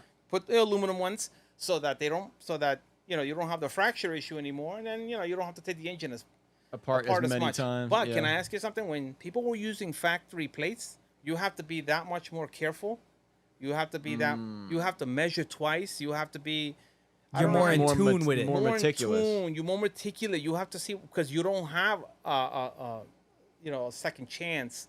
So I feel like the guys a lot of times who had limited resources or limited parts or they didn't have all those buffers with billet plates and billet stuff. They had a more robust learning curve. I feel That's like a- you're saying the art is almost There's dying. there's two That's- two I'm telling phrases you. like forged by fire Yeah. and trial by fire. Those they mean the same thing. That's what I feel like that person they experienced that loss once already. So think they're like, so. you know what? And Let me check to this now, I have some customers, and they'll put billet plates on their motor, and say before they were leaning or whatever. Okay, and they'll take the billet plate, time to refresh it, and I'll look inside the engine, and I'm like, wow, chatter here. Okay, pinging over here. Okay, I see marks. Shaft is bent. Dude, you know what? The issue you had before without billet plates, you still have. You're not breaking the plates anymore because now you have billet plates, but you still have that same underlying issue. Will you break something else? Yeah, What will bend the break shaft. aside from that? Yeah, other stuff will happen. But what I'm saying is that that underlying issue wasn't resolved. Yes. So I think a lot of in the performance world in general, I think 2023, everything is available online nowadays. You know, it's beautiful. K24, you want to buy this water pump housing or this or that, go on eBay and 500 people are selling it. You know, for $29.99. You didn't have those options 20 years ago. You didn't have the internet. You had to buy something. You needed a catalog. Let me order this. Wait, COD for the mail guy. There he is right there. Oh, my God. You know, so it was very And you different. couldn't even track that shit, too. No, so today you could build a car so easily because you could buy you buy the car, and before the car is being flatbedded to your house, you're already online ordering everything so that you can swap it the next day. And it's bolt down, right? But I feel what's happening is all that at the same time has allowed people not to really think of what's going on. Let me fix this issue. Let me fix that issue. Why did this break? Let me figure out why it broke first and then replace it. But people aren't doing that. And then what's happening is it's not allowing you to, you're skipping a beat, bro. You're skipping a beat. There's a lot of customers like that too. That- It's and like, well, again- I got this, and you said it was going to do this. Right. Yeah, well, You have an didn't install it underlying right. issue. Yes. Like, I don't know. It's like everything's not just, they think, oh, well, I looked it up on, and this said this, so I bought these parts. Same thing with drifting with people. They buy all these angle kits for their front end. They never drifted before. And then they buy all these angle kits to put, and they're like, oh, well, Adam LZ said I had to get this and that. I'm like, Well, that's you like don't- a weird way. Like, I feel like, again, like the later generation way of thinking is like, let me look at what people I can just are buy doing my right way out now, of it. and Yeah. and let me just buy my way into that part, because And that's and what's happening. And that's- I see that. And then because I used to do that. To me, like I was like, damn, I always have to have the best shit. And- But now working with my friends, working with Chris, Daryl, or any of my other friends, the way that we're trying to think now, or at least we're getting it from Chris, which is probably getting it from you, Frankie, is that we want to know, okay, why would I want to go this way? And what is that going to do for me if I go that way? Or maybe I should go this way. yeah, well, That- a lot of that's times. why you see me when I'm thinking, I'm like, what other options do I have? I'll look at every fucking option, figure out what each option is going to benefit me or how it's going to hurt me. Yeah, you don't always have to spend a lot of money to You go. don't. No, you don't. Yeah. But you need to do the research. We're There's no known- shortcutting at the Goopy, research. we're known Yeah. to fix a lot of stuff that other people don't repair. Yeah. Yeah, that's one thing that we're known for. Like mean, repairing things that nobody else repairs or people throw out. Okay. Yeah. Maybe because you have the knowledge that people don't. You For know. years, I used to always say, "There's got to be a way to fix this. There's got to be. There's something. Let's Yeah, figure and you're out what happened." you're from a generation before us, so it's you We're have poor, that. bro. We were poor. We didn't have a lot of money. So you know, when I was younger, we were poor. We didn't have that type of money. You know, so if we, You I wanna was fix always it. at the junkyard with my older brother. Let's go to the junkyard. Oh, I need a rear end for this car. Let's go to get it out of this car. Oh, they got a transmission. They got a transmission over there, and how Yeah. much for that? You know, we What were always, junkyards like back then? Was It was it? fun. There was pick and pulls everywhere here in Patterson, Jersey, damn, I wish that Bronx. era Hunts was Point, cool. Hunts Point was known for hookers and junkyards, God drugs, damn. and drag racing.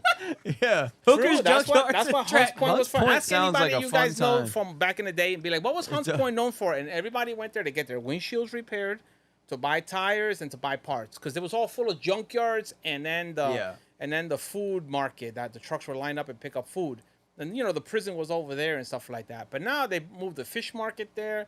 And now a lot of the houses, you know, gentrification and all the new folks Yeah. moving in and stuff like that. So Hunts Point is not what it used to be years ago, but that was what it was all about. So then junkyards were everywhere, and you went to the junkyards and, hey, how much, you know, you go pull it out, go to the front, there'd be some guy there, oh, $30, you know, you were able to Yeah. go get parts. Now there's no pick and pulls anywhere around here, is there? I want to go.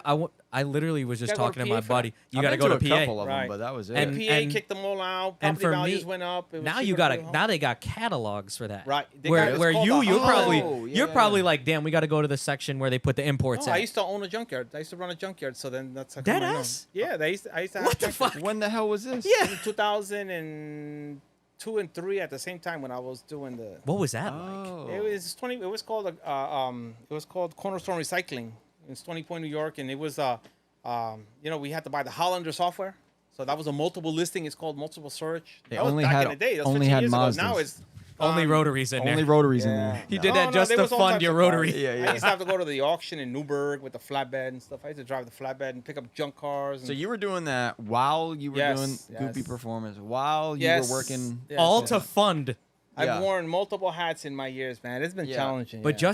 just to keep the drive going, yes, dude. yes, Well, it kids was these hard. days see like your cars and they're like, well, why can't I have all that? I have one job. Well, he had 3. So, Yeah. you know, I like people would- just don't have the Oh, same. I was doing that, and I was gonna sell coffee at one time, import coffee from Guatemala at one time. It was this close to the start fuck, importing dude? coffee, but that fell be through. good. And then before that, I was always buying and selling cars, and then we had a tree business at one time. Me and my buddy Eddie had a tree business at one time. Yeah, Okay. we saw. Figured you'd learn how to fly too, fight some crime. No, I did also, and then worked in auto body for about 10 years. I worked at a body shop for What? about 10 years. Okay, that's out of In the nowhere. 90s, while I was going through college, I was working at a body shop. Okay, all right. Yeah, we're doing frame and all sorts of How'd you feel about doing body work? suck. I don't want to do it no more. I'm done. I Yeah. did 10 years in a slammer, and that's it. Now, No so more. But now at least you know how to do things. are you just doing Goopy performance? now? Yes, So yeah. now, would you say you're a lot happier? You got one hat now. yeah, well, one one big hat. hat. Yeah. But it's a hat. Yeah, one big hat. It's challenging. It's got its challenges. You know, I don't work for anybody, which is the best part about it, right? But you know how it is when you run your Yeah. own business. You have payroll to meet. You have, Yeah. have to pull this job out. This It's getting job has to scarier come and in. scarier every day. Yeah, Fuck. Well, Yeah, you it's- guys, they just got a new guy. yeah. So Jesus, so, Yeah. right? you His have name? to- Yeah, Jesus. Yeah. right. So Scooby's you- brother. He's yeah. working here now, so. So yeah. you have to make sure you have workload for the guys for the week and Yep. blah blah blah. So we have at Goopy Performance we have about we manufacture about 30, 40 different items, if not more now. We do a lot of cool, unique machining and Tell me besides the about like rebuild your top kits. 3, like either top selling or what do you like the most? The top 3 things. that And you and for guys- those of you who are listening that Yes. don't know, Goopy actually manufactures parts. So if Yes, you're in the yes. market at all for Apex seals or the thing I saw that you were pulling up on your Instagram before, studs, that stud kit they got for connecting all of Okay. them together, Yes. Okay. they Yes, make we those. You guys stud make kits those. We make stud kits for the 12A. We make stud kits for the 13B. We make stud kits for the 20B. We make stud kits for the full rotor 13B. We make stud Oh, kits wow. for the full rotor 12A. We make stud kits for the Wait. There's a 4-rotor 12A? yes. If you buy 2 thin plates with a gear in it, we already have the studs for it. Just to stack them Solid up. dowel pins for each one. I'll We take have a- the stud kit for the 12A short block, and we have the stud kits for the 13B short block, 20B short block. In other words, 2 thin plates. Yeah, Guys yeah. who are watching would know what that is. Yeah. And again, like you just heard how Goopy was fucking R&Ding this shit. I would trust anything Yeah. I would buy from you. Yeah, I mean, It was challenging. you'd be taking engines. How many times do you think you pulled an engine out before? Bro, the Yes. R&D, he said he was driving them for 3 hours. You got to pull it Yeah, out. I feel It's like you. crazy I because- feel like you've pulled 1,000,000 13Bs out by now. Look, as much as I've done, there's other people that have done more than me. Yeah. You know, I'm grateful for where I've landed and the opportunities God has, given me and people that I've met. It really has been the grace of God. It really has been the grace of God. There's no way that I would have been able to like orchestrate, organize me meeting this guy and that guy and working You here. think some of it's like fate? Like that's. Oh, absolutely. The Yeah. Bible says Romans 8:28, and we know that all things work together for he who loves God and has been called according to his purpose. So there's no coincidence in anything. That's Romans 8:28, So I know that everything that I did had like a purpose. You know what I mean? And now I'm starting to see more like, gee, now I remember now why I worked there. I worked at the body shop, right? And at Yeah. the body shop, I used to remove quarter panels. So you'd be there drilling out the spot welds one by one, and that was the old gun with the spot weld weld cutter in the middle. And okay, so this is a Dodge truck, no problem. Okay, I could 300 spot welds. Mercedes will come in. Oh my God, they got a spot weld every half inch now. Now you have 500 in just one quarter panel. So Yeah. you kind of already knew that. Put the engine on the car liner, clamp it. But all that allowed me to learn this. The junkyard business I ran at one time made me learn this. Made you learn parts too. Learn this. I worked selling the software, allowed me to do this. It was interesting. You got like a taste of everything. I so, did, man. It Yeah. was just a blessing. And I was always hustling. I was always like, damn, there's got to be a way. I was always hustling. Yeah. Yeah, so. No, you have a very interesting story. Yeah, it's like, again, it's just over the years you gain Hey, certain it's not skill easy, bro. sets. It's not easy. Yeah. So then you design the parts and you go to I design my parts. I'd go to the track in Puerto Rico, Salinas Speedway. I go to speed shops. I go to all the little repair shops that did Rotary in New York, Florida, California. I went to California, met Mohan out there, Seven yeah. Stock, and Florida, and met all the guys in Florida, all the big names for the last 20 years in Puerto Rico. You name the name, I've sold parts of them and know them, had talks with them, whatever. Track in Puerto Rico, here in ATCO. And you know what they would tell me? You're trying to sell them a brand and you sell them a part. And in the early days, and remember, there was none of this, sensitive stuff, early 2000s. They'd be like, that's a piece of shit. That is no good, man. How much you want? 200? I'll give you 150. Take it or leave it. People were rough back. I had to deal with a lot of lumps. You know what I mean? So to get to where I am today, I had to go through the ringer, So today, folks starting a business, they want to start whatever business they're in. Most people give up 3 months. Oh, this guy called me fat. Oh, this guy said I'm no good.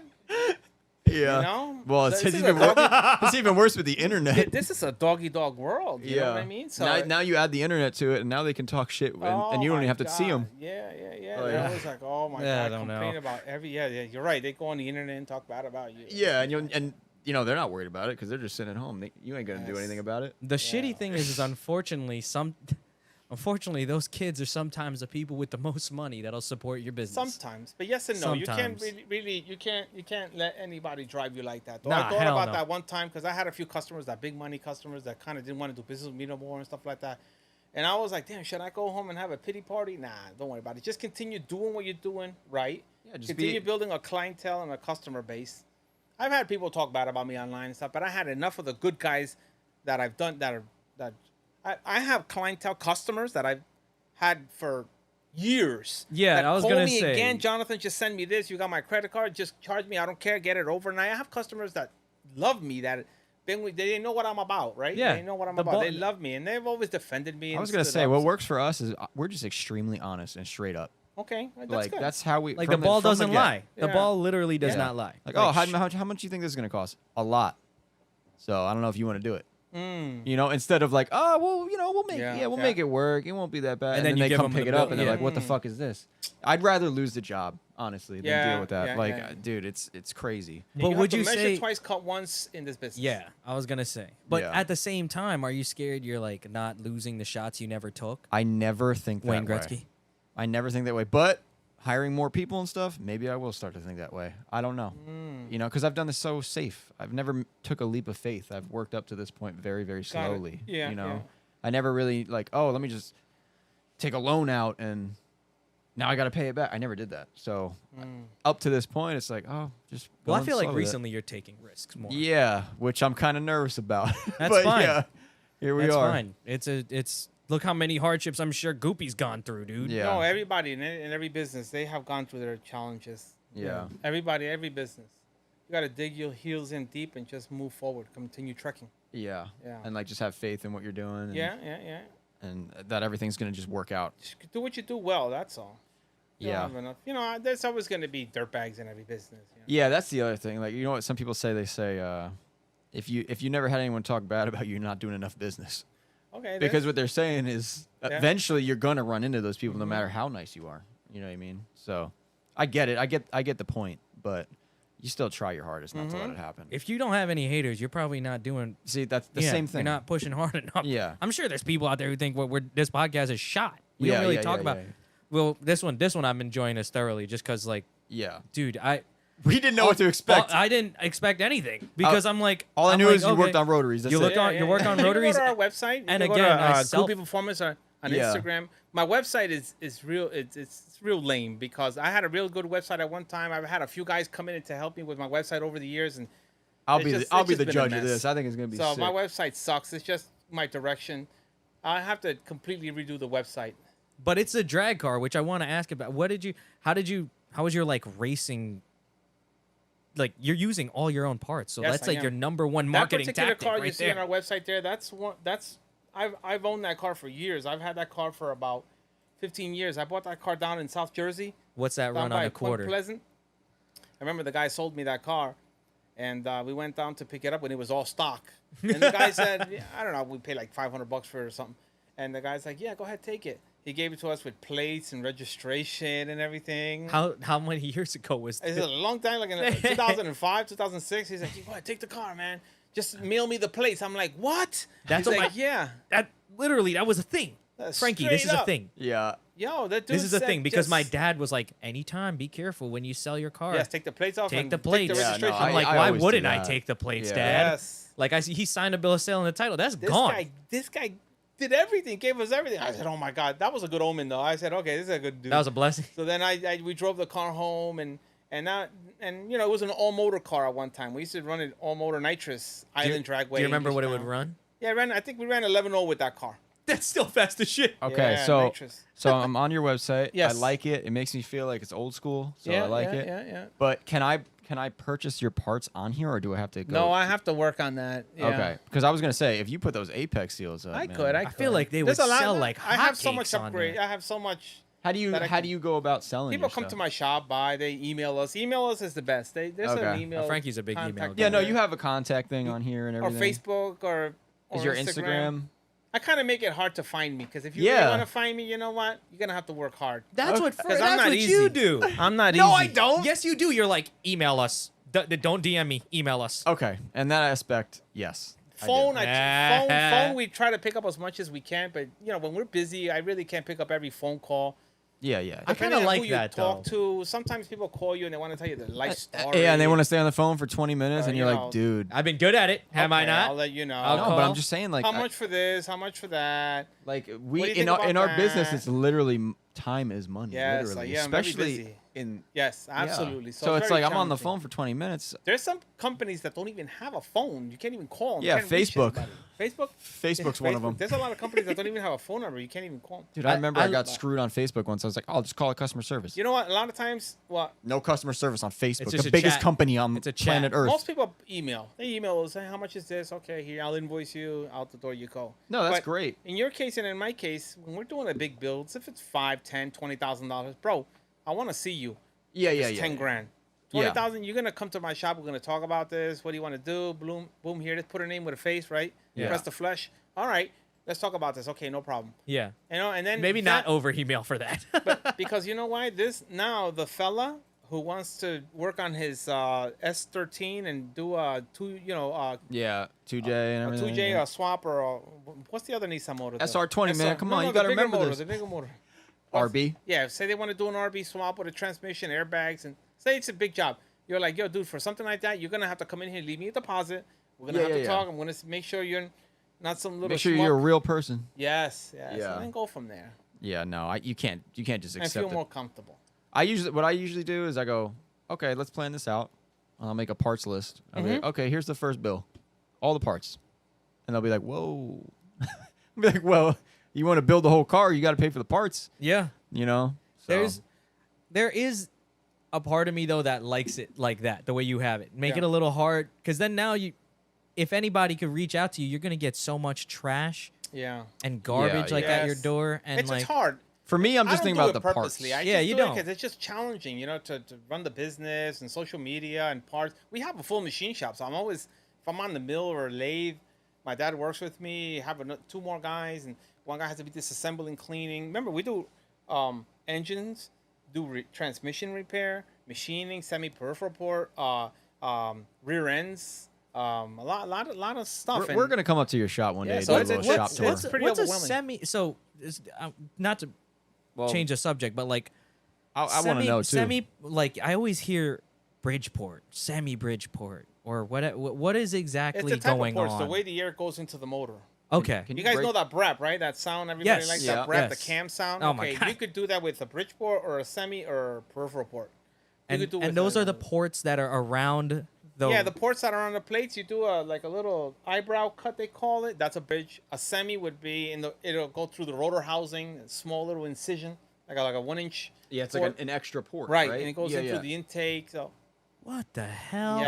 And there's 3 different types, or no, there's A a lot. semi street. Yeah, like 4, I think. Okay. Peripheral. Yeah.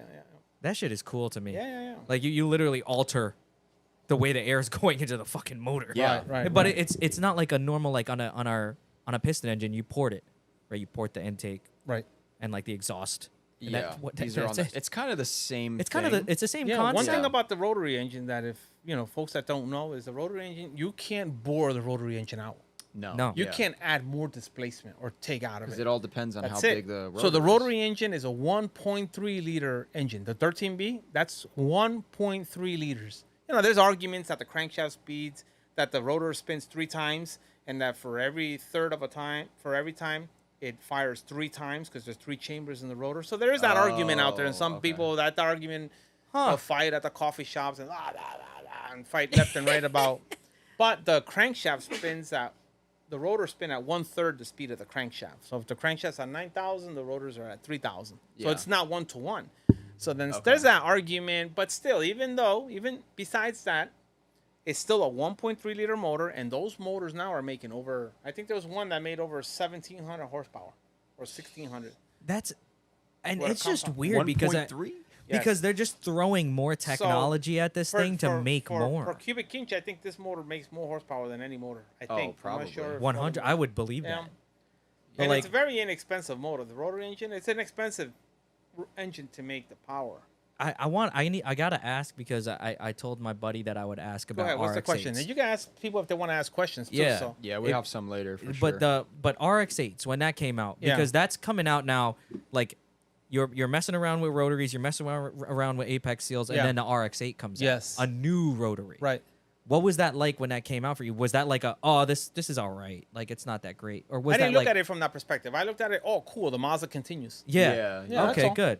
Yeah, we was kind of bummed out that it was non-turbo and it was naturally aspirated and stuff, 4-door. Is that a good engine? Huh? Is that a good engine Yeah, out of there? it has its purposes. Oh, okay. A lot of people say it's a terrible car, the RX-8, but I don't think so. I think the RX-8 was built for a purpose and for a reason, and what they intended to do, they did with that RX-8. Yeah.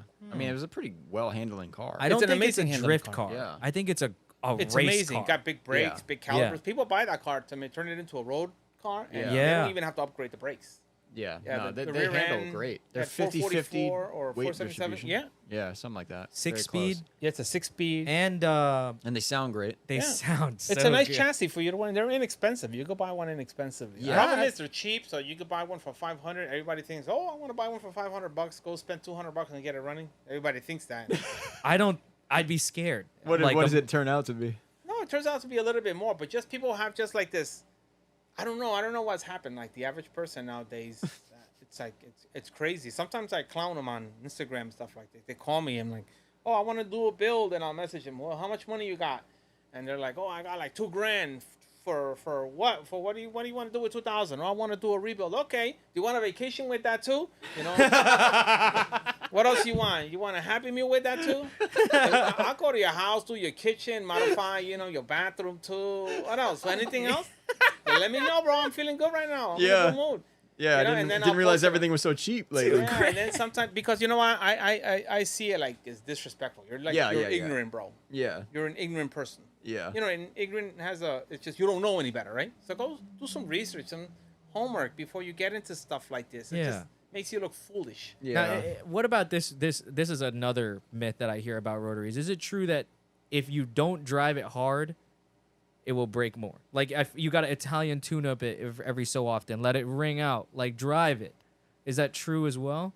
Like does it prolong the life of your rotary to drive it Well, harder? basically, it's fouling out, I guess. If you don't, I don't if you know. don't like get on it. No, I don't fucking know. that's the layman's explanation on decarbonizer or clean it Yeah. up. Yeah. That's what it is. The motor sits too long, if the injectors drip, or there's a lot of carbon buildup. The RX-8s have a lot of carbon buildup on the motor. Ah. Big time, big time.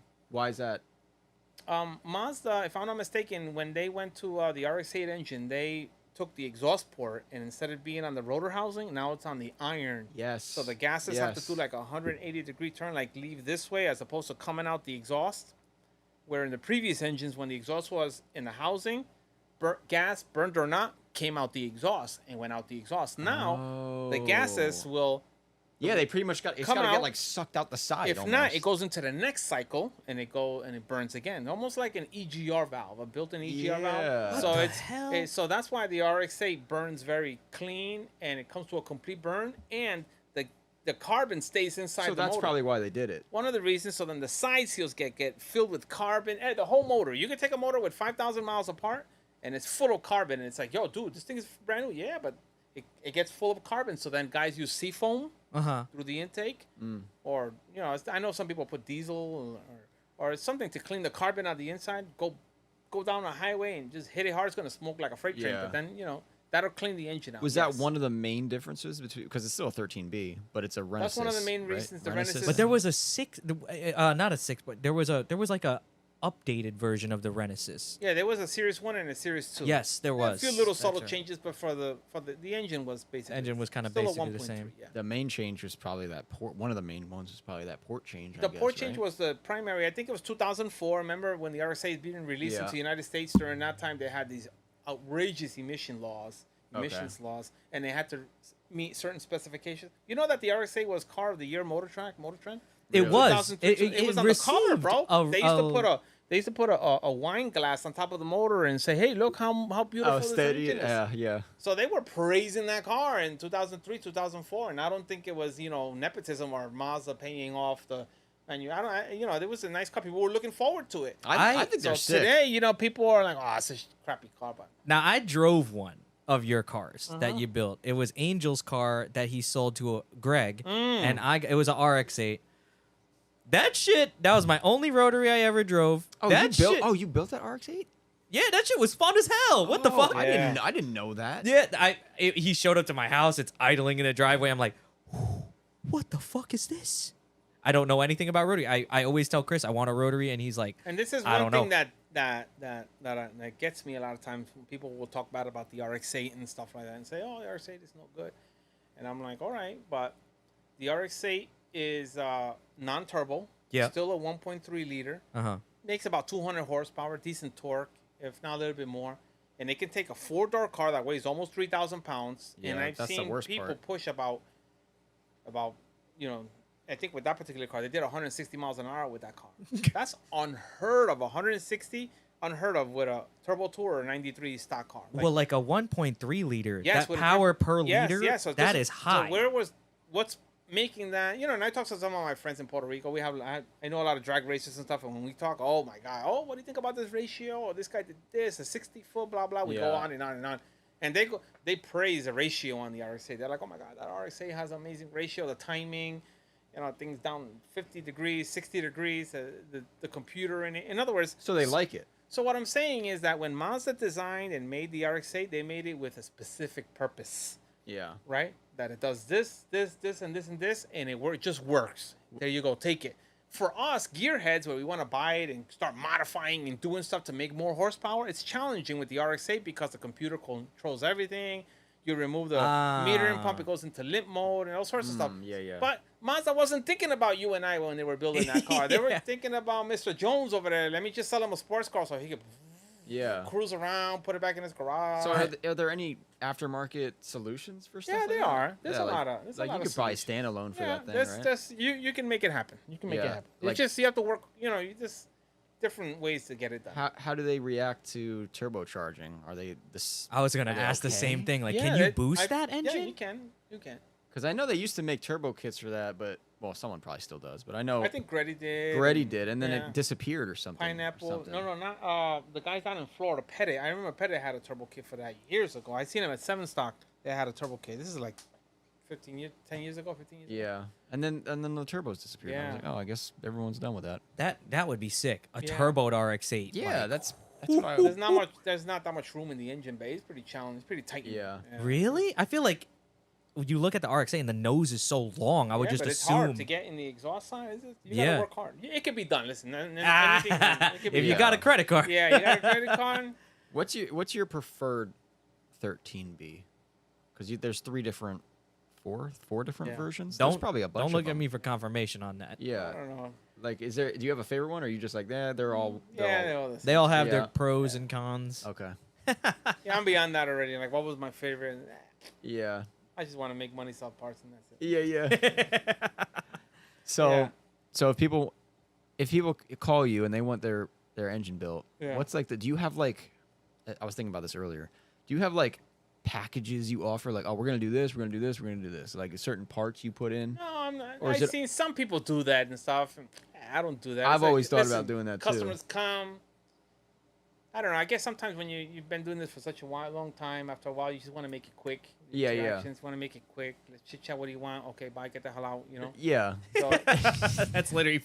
I get what you're saying, but want to eat. You know. Yeah. Do this. I gotta go see my kids or whatever. So. I it's guess I'm like- asking more so because I don't know the Rotary world that well, and to me, it doesn't seem like there's too many parts involved in it. So I feel like whatever you use is probably very specific to your builds. What happens with the rotary engine? What I noticed with the rotary engine is, and the customers in my type of business, is if you let the customer talk, he'll be there forever, telling you about this, about that. What do you think about this? Asking Yes. you questions. He's gonna tell you about the car he had in middle school. Yep. And he bought this car, and then he bought another RX-7 in high school, and I got arrested with this one, and I had sex with my wife in this seat, and this and that, and all sorts of dumb stuff. And I'm like, yo, dude, I don't want to hear all your. What do you want, bro? What do you want? Yeah. So sometimes, sometimes I chit chat. I love, if I'm at a car show, car meet, okay, let's chit chat. That's what I'm here for, Yep. But sometimes when I'm busy, I'm like, yo, just. Yeah. So what, then- what do you need? What power So are you look, the trying to average make? kid comes into our shop, and what he wants is the brap. That's what he Oh wants. my God! It's like Really? it's like the Yeah, burble you tune can- of you your can, like, world. you can tell from a It's mile the away. verbal tune of our. Yo, of listen, I RX. want to yeah. build my engine. Can you do? What do you want? You want the brap, right? Okay, yeah. Just give me the deposit, leave me the motor. I'll have it done. But can you do this bearing? And yeah, trust me. So, And That's then- like that's like Goopy's version of the Burble package. tune. Yes. Yeah. So I'm like, hey, I'm gonna do it. So just Just get out. I'll do it. I know what I'm doing. Okay. So what? They want like a certain port No, job? that sound, the brap, Yeah. the Bridgeport sound. People love that. That sound is iconic, bro. Now, but doesn't that make it unreliable sometimes for the No, that's a lie. That's a lie? You heard that before. Yes, right? Yes, thank that, you. That's a that was a lie. big Thank thing I you. heard. That's I not was true. gonna Repent. ask. I want you to repent. All right. I take it back. I repent. Please forgive me. I There repent. you go. Yeah. He repented live. Yeah. That's a lie. Yeah. No, What, I Carl? don't like those lies. What? You never been to church, Carl? No. Yeah, I Chad. have He because needs I to have repent. Yeah. That's a lie. I like that you asked that question because now I don't wanted have to. No, I wanted to know that because that's what people. No. That's what people say. No. like people hear that and automatically assume the car is like, oh shit. Yeah. No, we've drove Bridgeports before for a lot of miles and semis and all sorts of stuff. But the thing is this. Look, the thing is this. The average person that builds performance, I want a 500 horsepower car and 600, I want to cruise it, but hit it once in a while. That's what they all say. I want to hit it once in a while. Okay. So you want 700 horsepower, right? All right, no problem. Dude, that's not going to last 25,000 miles because chances are you're going to damage something. You're going to hit a tree. You're going to do something before the 20,000 miles comes up. You get what I'm saying? Yeah. Yeah, dude, it's not going to make 20,000. Not because of the motors, because of your stupidity. You're going to Yeah. not change your filter, do this, do that. Spark plugs were fouled and you kept beating in on it or something like So that. they're saying how many miles Injector is this gonna cloud. last? Yes, that's what they do all the time. Yeah. I tell them no. I don't offer any warranties or guarantees on any of my To products. be honest, a lot of performance shops do not. And I know that's shops that others that probably a do, and smart God idea. bless them if they do. But me, I don't do it, bro. No, you can't really do that. You can't No. because this is like the You don't know what they're gonna do with it. No, because they're gonna take the AutoZone mentality, like they buy brakes at AutoZone with 2-year warranty, and Yeah. they bring it back at 1 year, 11 months, and 29 days. Also, here's what's actually. You know what I'm talking about, right? Yeah. You get AutoZone, you got a 4-year warranty at 3 years, 12 months, like December, 28. You're over there, yo, bro. The battery's no good, bro. Oh, I'm gonna give you another one, because then you get that another. was me with my drift car battery. You get another every 4 year. years. Yo, you got the brakes from your Honda. Let me get them, bro. You got on warranty? Yep. Yo, bring them back. Here, let me give you mine, and I get those, so then I don't have to pay for some. Yo, warranties. Dude, you have probably run into some characters, man. Warranties What the fuck? are for this. Warranties are so that I can be irresponsible, so I could be stupid, so I could blow it up, and he's gonna pay for it because he said it's not gonna break. That's what a warranty is. So if you get that out of your mentality and you tell folks, yo, listen, I got no warranty, then that actually now that obliges the customer to be responsible. Yeah. That puts now a burden upon him. Now you as a customer, you can't be stupid. Don't call me and be like, yo, Goopy, this motor don't turn on and your battery is disconnected. You know what I'm saying? Yeah, Now yeah. you have to put some vested interest in it. And then what I do is just allow your good name to stand up for yourself. A customer has a problem with me, call me, bro. Come to my shop. I'm going to fix it. I'm going to do it right. Because it's to my benefit. It's to my interest. If you made a mistake, you'll fix If you're it. an idiot and you go on the internet and you start blasting and you start complaining and asking this guy questions and you didn't come to me first, then you know what? You cut. Yeah. You, in Spanish, te vas a cortar las patas. You know, that's it. I don't want to deal with you no more because now, as opposed to coming to me, you went to all these other people asking everybody's opinion. Who No. couldn't help you anyway? Who I couldn't don't know help why you went- anyway, so that's not right. You know, you know, Yeah. I'm sure you value your brand name. So Yeah. someone you f up, I'm sure you're gonna stand by it. You know. Yeah. But Yeah. if you ask, if you give people warranty, all it is a permission for them to be irresponsible. No, our invoices say no warranties on Well, engine work. any performance stuff is like Yeah. that. Summit, you buy from Summit. What does it say? No warranties, exchanges, nothing from Yeah. anything. Because here's what they're gonna do. So they get your engine built. They leave here. They go, okay, all right. I got my boy. He's gonna tune it. Well, you should probably bring it to our guy. No. Thanks though. Bye. They bring it to their boy. They go get that nice burble tune. All right, that's the first thing they do. Then they go race it at the track every night. Never change the oil. Then something breaks. They go to their other friend. Oh, I could fix it for cheap. So then they get it serviced by someone else. And then in 3 years, 4 years, 5 years later, they call, it's burning oil. What do you want me to do about it? I haven't seen you in 5 years. I don't know where the car's been. Like, dude, if you're gonna offer a warranty, you need to service your vehicle at that shop. Right. It needs to be tuned at that shop. Every single thing needs to Right. happen at that shop. And if it doesn't, some shops. Look, This some is shops, Rotary, bro. This is performance. This is Yeah. Rotary. This is performance. I tell you again, this is not for everybody. Yeah. This is not for everybody. The Rotary game is not for everybody. The Nissan 240 is and not all for this everybody. stuff. Yeah, it's expensive. You know It is who what it really is. messed this up? Vin Diesel. He ruined it, bro. Oh no, you're the It's your fifth. Diesel for Vin. Fifth This one. is your fault, bro. You're the fifth one to say that the Fast and the Furious fucked this You shit messed it up, yo. All right, let's hear more about this. How did Vin Diesel mess it up? Why with the Fast and the Furious? Fast and the movie? Furious, dude. Yeah. It probably everyone was like, Him I and want this an guy, the RX-7. rapper down there, the ATL. What's his name? Ludicrous? Luda. You in Luda? Get back! They But messed how? it up Like- because I don't know, because they threw the JDM world, right? Like Yeah. the JDM world. They threw it on TV and they made it look drag racing on Glamorous. these parking lots, and stealing stuff from back of trucks. That stuff is stupid. And then after that movie, people are calling nitrous NOS, you know, and people are coming like, yo, you got NOS in there? I'm like, oh man, Lord help me. I know people calling, yo, you got NOS? Yeah. I used to have a nitrous bottle on my RX-7. You know, my other one. We used to go driving. Yo, you got NOS? Oh, my Lord. I'd be like, son, don't ever say that again. Please, stop it. From now on, say nitrous. Yeah, but I don't know. Maybe he helped a lot of people get into rotaries with his red No, RX-7. I know. He did. He just they just put it in it. I don't know how It was they. on Front Street now after that movie. Yeah, it was on Front Street. Yes, Yeah. yes. It was Like on it Front was, Street, everyone yeah. knew about racing import cars. Yes, Yeah. yes. Nah, now, but then once that came out, I feel like everybody's just like, oh, like the Fast and the Furious. Oh, No, not like the Fast like and the the Furious. Oh, yeah. Like, Yeah. you know, they just everybody will automatically assume like you're into that shit. Yeah. When really I'm just into building. Yeah, that put rice on the map. That Yup, put rice. that on the did. map. But then your fucking Rotary that they're talking shit about is running 7 seconds, Yeah. and their Camaro of that same era is running like a fucking 12. The rotary engine, bro, is Is it a gift? It's just different, dude. It's just different. Yeah, the It's rotary just engine. I different. don't even know. I can't even use iconic. Iconic is been used too much. I just like It's- the spirit too, that the like, Rotary engine tall, huh? holds. The spirit of it, like the spirit spirit of of what the it. Rotary stands for. Like you just told me, everybody's grinding out, putting fucking diesel turbos in an intercooler from somewhere else and piping from here, piping from there. That's what I think the Rotary stands for. It's for people who like want to maximize something It's true. that Yeah. really didn't have a lot to give you in the beginning. Yeah, I guess. Yeah, that. Yeah, displacement per size. Yeah, per weight. Yes. Yeah, and Yes. you're just That would be the common denominator squeezing. among all the rotary guys. Yes. You're just Small motor, big squeezing it. horsepower. Yeah. Yeah. But the squeezing rotary all of engine that. did come out of the rotary engine has a few different facets that I noticed since I was a kid. In the 80s, and or even 80s. Oh, a side note, you know that my dad used to work for a Here we go. my dad used to work for a exotic car repair shop in Mahwah, New Jersey, in the the early 80s when we were little kids. It What was was- called La Monza Motors. La Monza. Little Italian dude. Yeah. And that Italian dude was friends with John DeLorean, bro. Really? Yes, yes. And my dad used to tell us these things, and I used to be like, we were little kids. We didn't know about that.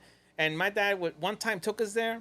He used to drive some of the cars home to make sure they were in good shape. And he drove one time a Lotus Turbo S Spirit. Okay. Brand new the James out the box, Bond bro. car.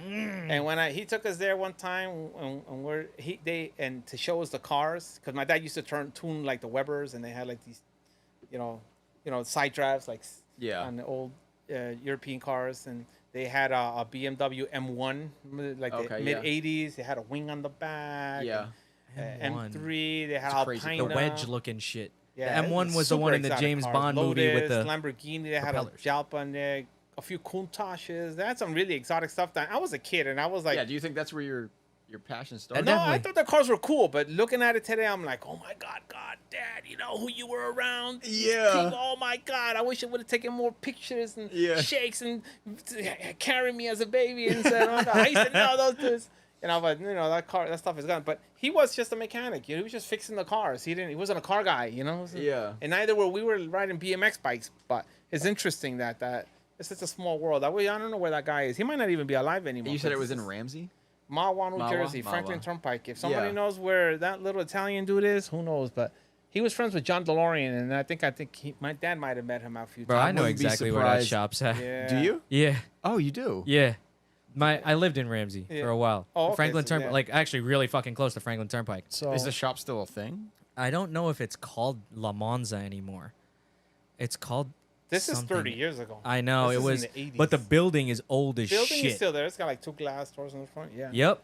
Yeah. I know Someone exactly where that listening to is. this podcast probably knows where that guy No, is. but that's sick. but That's what the fuck? Like yeah, that's but what was the question you asked before?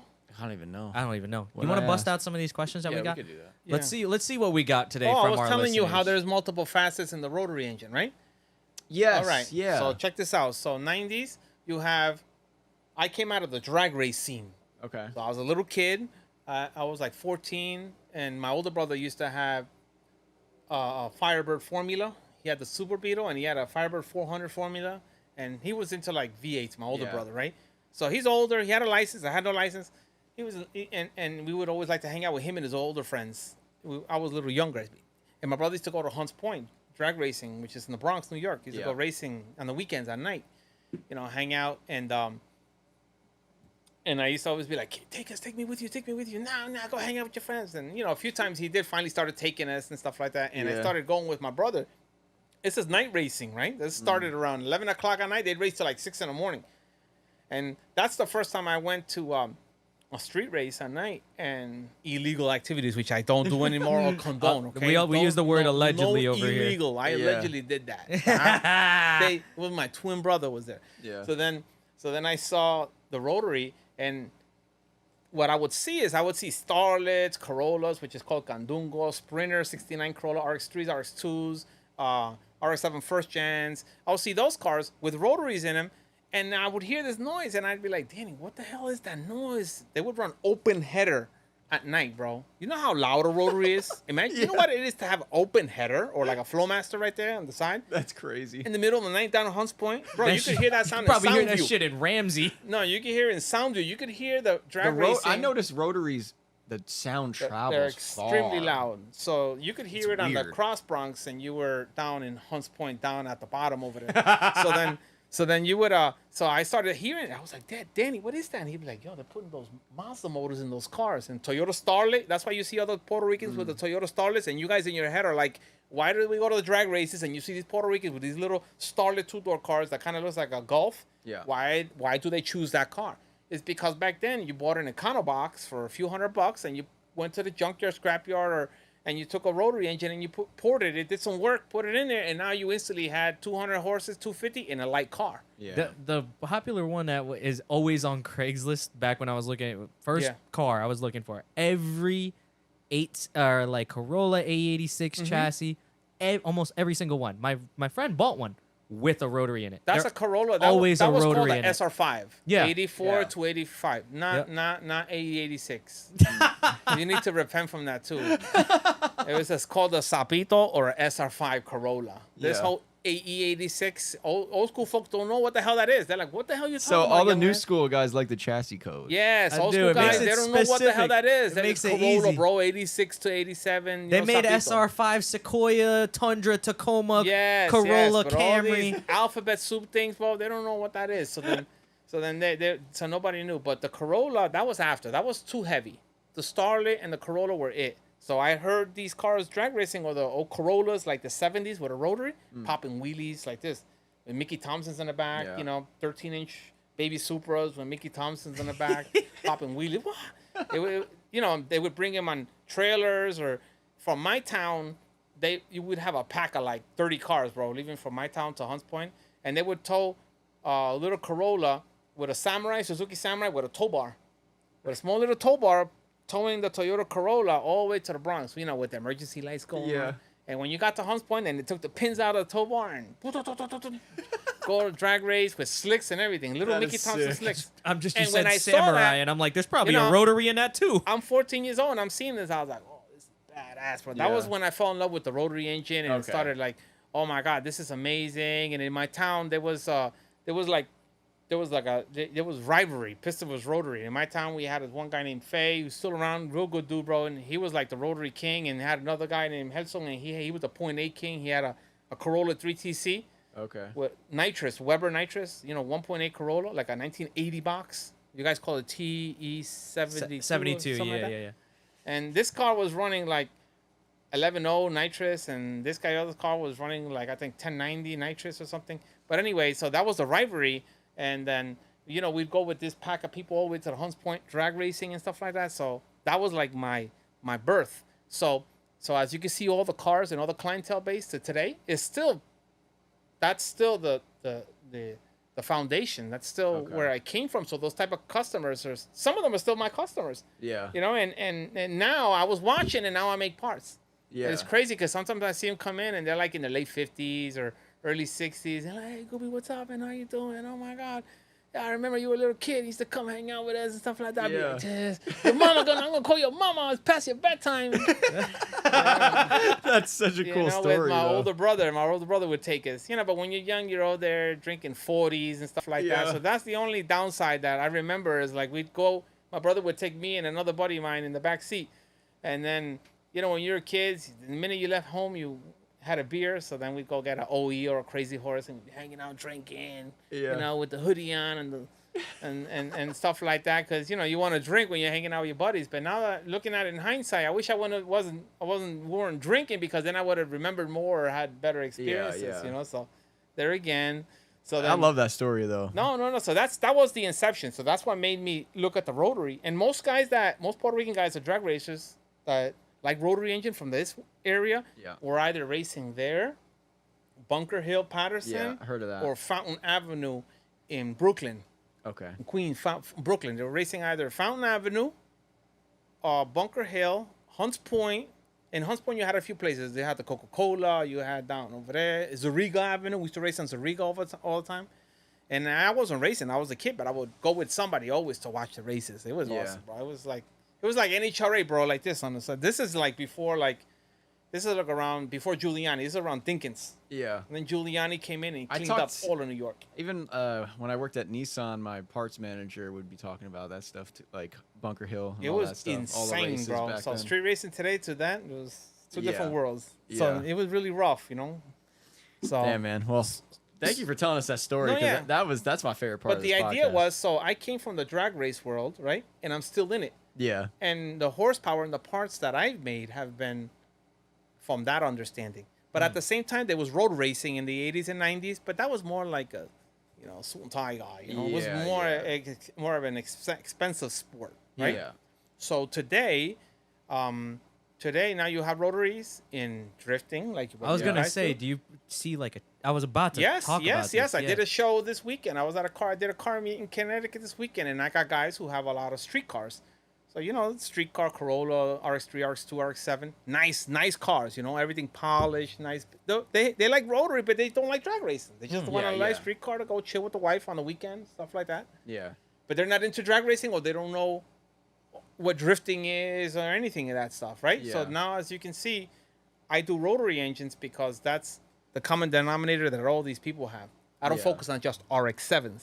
I do Yeah, rotary because yeah. rotary is being used in all these different applications. That's pretty interesting. Rotary Right. boat. In your case, you're only doing suspension and stuff for road cars or drifting. Yeah. Nothing drag racing. You get what I'm saying? Yeah, So then- yeah. Not What not about much. what about drag like a racing. wave runner?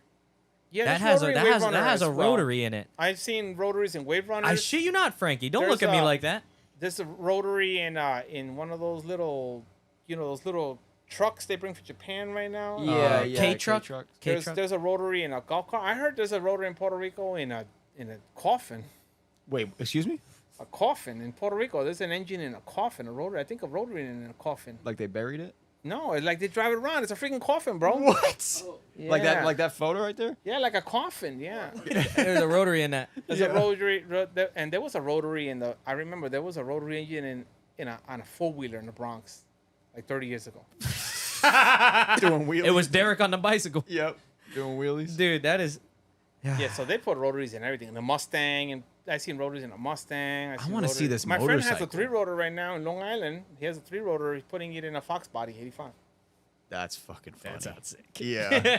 That's gonna Those piss a lot of 5.0 people guys off. are gonna be. That's what. pissed. Yeah. That's what I would want to do. I'd want to just see the face of He's somebody gonna who's. roll up to one of the meets with the V8 guys, and that one dude with the New Balance is gonna be pissed. He's gonna be like, He's gonna hear that Why you- rap, and he's gonna be like, Huh? what kind of cam you got in this? yeah. So they're gonna be upset. So then again, so the rotary engine, like I told you guys, is in multiple different. It's everywhere. Sports. Yeah. Road. Yeah. Blah. I seen a rotary lawnmower once. That exists. A rotary lawnmower. Oh yeah, Sosh made a rotary lawnmower. They made a rotary dirt bike. They made a rotary motorcycle. Suzuki The Suzuki RE5. RE5. I'm gonna look that Rotary shit up. Corvette. I think you need Chevy to get had that a Corvette. motorcycle. Huh? You need to get that motorcycle. Yeah. I think it would just complete your life now. Yeah. They were going to put the rotary engine in. GM had the patents to the rotary engine, and they were this close to putting it in the What? Vega. Remember the Vega? No. I do. I 77 know the Vega. He knows yeah. every And car then made. at the last minute, they changed the motor from the rotary engine in the Vega, and they put that Isuzu motor in the Vega. Oh. Had like a 2.4, 2.2 Isuzu motor that came in the Suzuki Pup. They put that in the Vega instead of the rotary engine. But I met engineers throughout my walk. I had met a few years ago, like 15 years ago. I met engineers that had worked at the GM plant where they were testing the rotary engine in, I don't know if Illinois or whatever. Why didn't they do it? I don't know. They said something with the emissions. Yeah. Yeah, had emissions. Remember they had the fuel crisis in the 70s and Oh, all that yeah. stuff. So then I think they went and they decided to put the Isuzu motor in there at the last minute.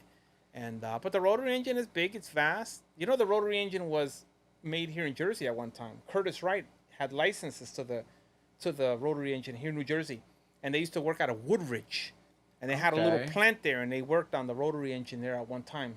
in the Woodbridge or 60s. Woodridge? Because Woodridge is right Woodridge. the street. Not right? Woodbridge. Not Ridgewood. Woodridge.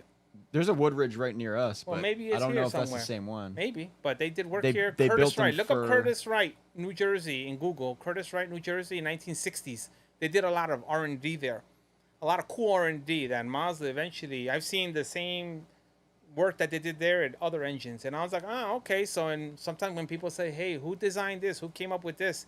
Well, I think the Curtis Wright guys had it first. So Curtis it's here Wright. in America. Let me see. And then I don't know if you guys remember Rotary Power International. What is that? That was a publicly traded company, an IPO that actually did rotary research here in New Jersey as well. What the fuck? So they're just doing research to see in what the they could late use 90s. these engines for. In the late 90s, there was a company called Rotary Power International, and they worked on what's called a stratified rotary engine, a diesel one as well. And they were working on it for mass production, right? It was an Okay. IPO. You guys Yeah. know what IPO is, right? Yeah, Okay, yeah. so there was one here in New Jersey. It got all this money, but it disappeared overnight. No one knows what happened. I see the blah, blah, Curtis blah. Wright rotary thing. Yeah, see, I'm telling you. Damn, an IPO for a rotary company is kind of And wild I- to think And about. I think what happened is in the 90s, that happened, and then they took some monies and they did that. Nothing came about that. And I think it went belly up. I'm not sure it disappeared.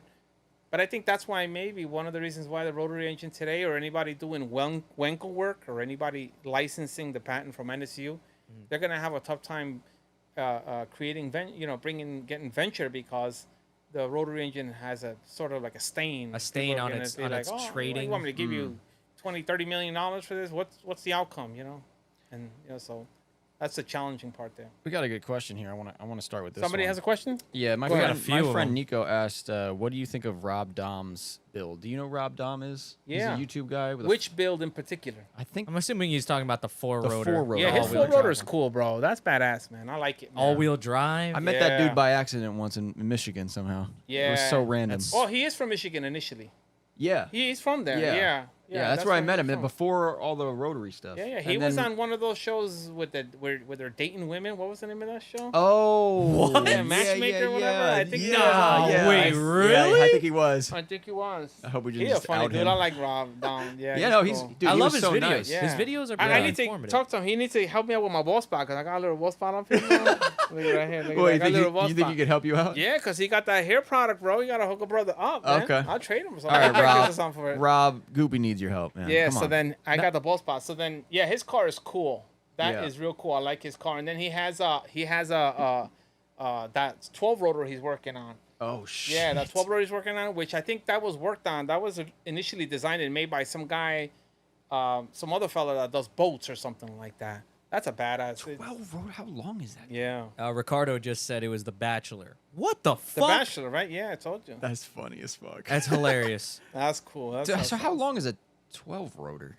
I think they designed it where they had 4, 4, and 4, something like that. oh. So What instead the of making fuck? three That makes more crankshaft- sense. Yeah.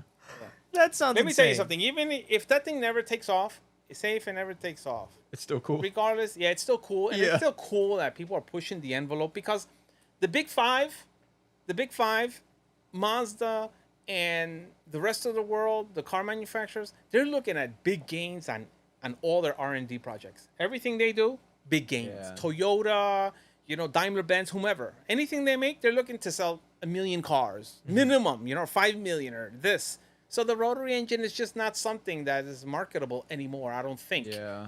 So they're using it now as a power generator now in that SUV from Mazda. They're using it as Oh, really? But they're not using it as a power plant anymore. So when you get guys, whether it be me or whomever, in these small firms that are continuing to push development on the rotary engine, I think those people should be praised, Those people Yeah. should be supported, and people should, do whatever you can to Support it. to support the brand and to support the idea, because if those people are gone, then it's It's gone. gonna die, yeah. So, and usually those people are doing it with peanuts, little money, their own machine. It's a labor of love. A was lot of gonna times say, they take loss. Passion projects, So when more people or go less. online and said, "Oh, that's a piece of shit," this and that, and they blast you online, yo, broker, then you go get a CNC machine. You go spend $100,000 in materials research and try to develop something so that the rest of the people can make. Yeah, and I there's some find it dude like, on Facebook just Yeah. fucking.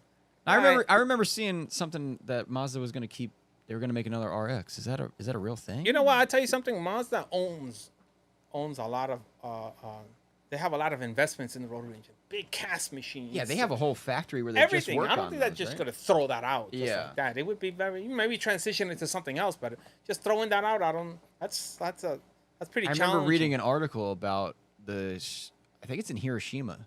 Yeah, somewhere out Right? there. Yeah, Hiroshima? Hiroshima. Yeah. They have some kind of factory, and it's like a skeleton crew. There's only like five to 10 people that work in I there. don't know. I'd like to go, but I don't know about that. Getting on an airplane that long to Yeah. Japan. It's a Yeah. long flight. The flight to the Philippines is like. The Philippines. Who I'm Norway? Filipino. Norway's in the Philippines, bro.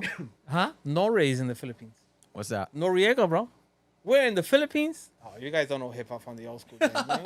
Probably New Jacks. Remember Nori? Put up Nori on there on YouTube. In the Philippines. I think Carl will probably be into it. I fuck with. I like old school hip hop. That's my shit. So what happens is they're not gonna. I think Mazda still owns the RX7 engine, right? Yeah. The one in the RX8. That design is arguably one of the most refined rotary engines Yeah. on earth from any of the companies that have licensed the rotary engine from NSU. I think that's how it works, because I think a lot of companies licensed the rotary engine patents. So GM, Ford, so they were able to make it. And I think Mazda's the only one that stuck with it and said, let's just continue to, because I think they did have some emissions issues in the 70s and stuff like that, where they got bad reviews. Yeah. So it didn't. So then today, Mazda was the one that continued to like, no, let's make this better. Let's refine this. Let's get more efficiency and stuff. So Yeah, if you have got to that many praise him years- for that. Yeah, at if you have least. that many years in R&D, I don't think you're just gonna throw it out. Yeah, I think so too. That'd be sick. Like Yeah. a modernized fucking. But look what Japan does. Japan has like let's say the Mazda motors, right? the Mazda piston motors from the 80s and 70s. The BP from the Miata. Yeah. Right? That BP motor was amazing. First started in the old Proteges, 323s, and then evolved, right? And then it went into the 90s Proteges, turned into a really nice motor by that. And then it was also in the Miata and stuff like that. And then they went to a completely different design. I think it was the 2.0 motor. It's no longer a BP motor, right? Ford Escort got involved and stuff like that. Ford got involved because Ford owns Mazda, right? Yeah, I'm not sure when it ended. But then the old motor, the BP motor, it was a great design. It's just older. Where's those motors now? It went to Kia. Oh, really? So Kia being a Korean company, right? Korean company. Korean, I think. I think Kia. Korean company. I think so. Now Korea has that same motor, and they put it in a Sportage, and they put it in cars that they I didn't even know that. I didn't know Yes. that either. So you're like, wait, what the hell happened? So I don't know this. I'm assuming that Kia went to Mazda, a tier 1 company, and said, let's buy all your old tooling, design, drawings. Why not? You're not going to use it anymore. You guys evolved to newer motors, if more efficient motors. Okay, we'll sell it to you. Here you go. Here's your old tooling, all the dies, everything from the old motors. Use it. Go right ahead. Take a few $1 million. And they said, hey, you know what? We're not a tier 1 company. We're a tier 3 company, but we're going to all these other countries that have no emissions laws, don't care about that much power. We could put it in all these cars and sell it in China, South America, and those places, and put it in new cars. I think that's what happened. Because you see the motor, and it's like, wait, hold on. That's an old Mazda motor. Yeah. Yeah. You go to Central and South America, they get a lot of cool stuff that we don't get here in the States. Well, I hope Mazda keeps at it because I don't want the Rotary to die. It won't die. So, you want to read a question? You pick one of these? There's I like some crazy this one. ones in here. I know. I like this one. Which one? Because this one doesn't have to do as much with the Did he engine, pay? but more did he with pay the. for the question? No. This is the last free one. Last podcast for free. next podcast I'm on, you guys have to pay me to ask a question. What's one car from your past that you wish you could have back? Ooh. Yeah, you seemed like you knew the answer. I was to gonna that. say, like, I feel like I don't know if he's a guy who gets rid of cars though, because that red one you said you had it for a while now. He's thinking. Like, I feel like you would put work into something before. You know, I stopped. Like I'm over that now. Yeah. I'm like over it. Like years ago, I was like, oh, I'll never sell this car. I'm over it now. Now you're like, cash is king. Yeah, cash is king. Yeah, you want to buy something I'll sell anything except my booty hole. Everything's got a price. Anything man. got a price except me. I don't sell myself. But there's got to be something. Yeah, but no, I could have bought I missed this close to buying a 69 Corolla wagon that my friend had years ago. I could have bought it. Interesting. I missed out on it. So it's not even a Mazda. No, it wasn't that. What else? No, because a lot of stuff that I wanted back in the day, I went and bought it again.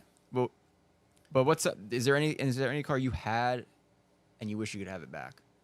No. I feel like for me, I always try to think, and I'm like, oh, I would love that car back. But really, the only thing that I want back that I'm missing from that is probably some of the memories that I had with it, or some of the which you're not gonna get back, experiences. so You're it's not gonna like- get that back. You're gonna get back in that car, and you're gonna be like, why did I want this back? Yeah. Once you're done with something, that's Yeah, it. It's that's over. it. Like an ex-girlfriend. Bye. See Yeah. ya. That makes sense though. Do you know Over. Judge Ito? Yeah. He's a good dude. He's been doing Rotary for a long time. So I don't know who that is. Can you explain that to me a little? Yeah, he was here from Jersey. He was in Patterson. Okay. Doing a lot of Rotary for a lot of years. He had a lot of records and stuff like that. Really? Yeah. Okay, Damn. cool. Why the hell did Wags ask that? Wags is a Wankel fanboy. But look, Really? this is Loves what the happens engine. though. This is what happens though. What I keep telling you. The Rotary world was vast. There was a lot of Rotary guys here in the East Coast in New York, East Coast, New Jersey. There was a lot of guys. They were good. They were good at what they're doing. And I think what has happened is there was a big performance shop right here on Route 46 at one time. My friend Marquitos, I think he had a shop right here in this next town over. He was the first guy to take an RX8 and put a 20B in it. I mean, the car was like brand new. He drove it out the dealer, bro. like 2004. 20B. Out the dealer, took the motor on, put a 20B. Because we seen him at the show like that October at Echo. And I was like, no way you got a 20B in here. Bro, these things just came out like yesterday. And he already had a 20B. And was running and everything, bro. I was like, no way, bro. So it was crazy. And I think that car was in one of the magazines, like Sport Compact or something like that. Yeah, so it was like in Turbo Magazine or one of them.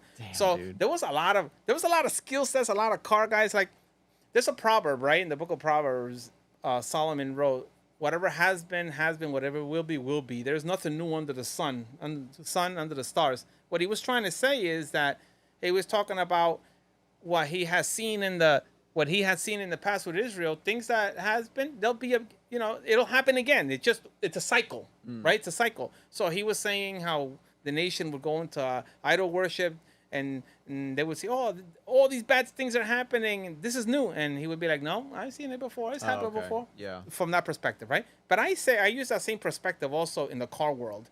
Because in the car world, I get a lot of guys come and say, oh, I'm doing something new. And I always clown my customer, some of my buddies. And it's always like, I'm always clowning them. But it's always fun. I'm not trying to disrespect nobody. They got to know it's always just humor. So I always tell them, bro, there's nothing new. You're not going to teach me anything new. Little subtle little things, maybe. But what has been, and what will be, will be. Look, let me tell you something.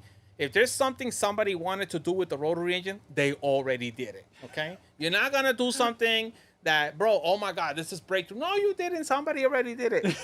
Somebody did it, and sometimes people just forgot. And they probably didn't publish it. Somebody did it. Somebody did it. Oh, I want to make 200. Nobody's ever made 200 horsepower. Somebody did it. You don't think there's a new port job waiting up there? Maybe, but it's subtle changes here and there, little tidbit differences. But as far as big, there isn't that much. I've seen so much. It's just like it's. Look, let me tell you something. There's a car. In the 90s, I remember going to Hunts Point once, and I went there, and I seen a 1979 Mazda RX-7, like the one I have out there, right? Mm-hmm. With a 1991 Nissan 350, 300Z, the 1991, 92, the twin turbo. What's that one called? 300ZX? Yeah, but what's the abbreviation for that? Oh, Z32? Okay, 32. It had a Z32 front nose molded into the RX-7 first-gen body with the twin turbo motor in it. Driving on the street. You know what it is to look and see a twin turbo? And remember, the twin turbos are brand new then, right? That shit is big as hell, and too. You're like, you see the nose, and then he goes by, and then it's an RX-7. And the back was a wide body RX-7. The owner of it, if I'm not mistaken, was Turbo Tito.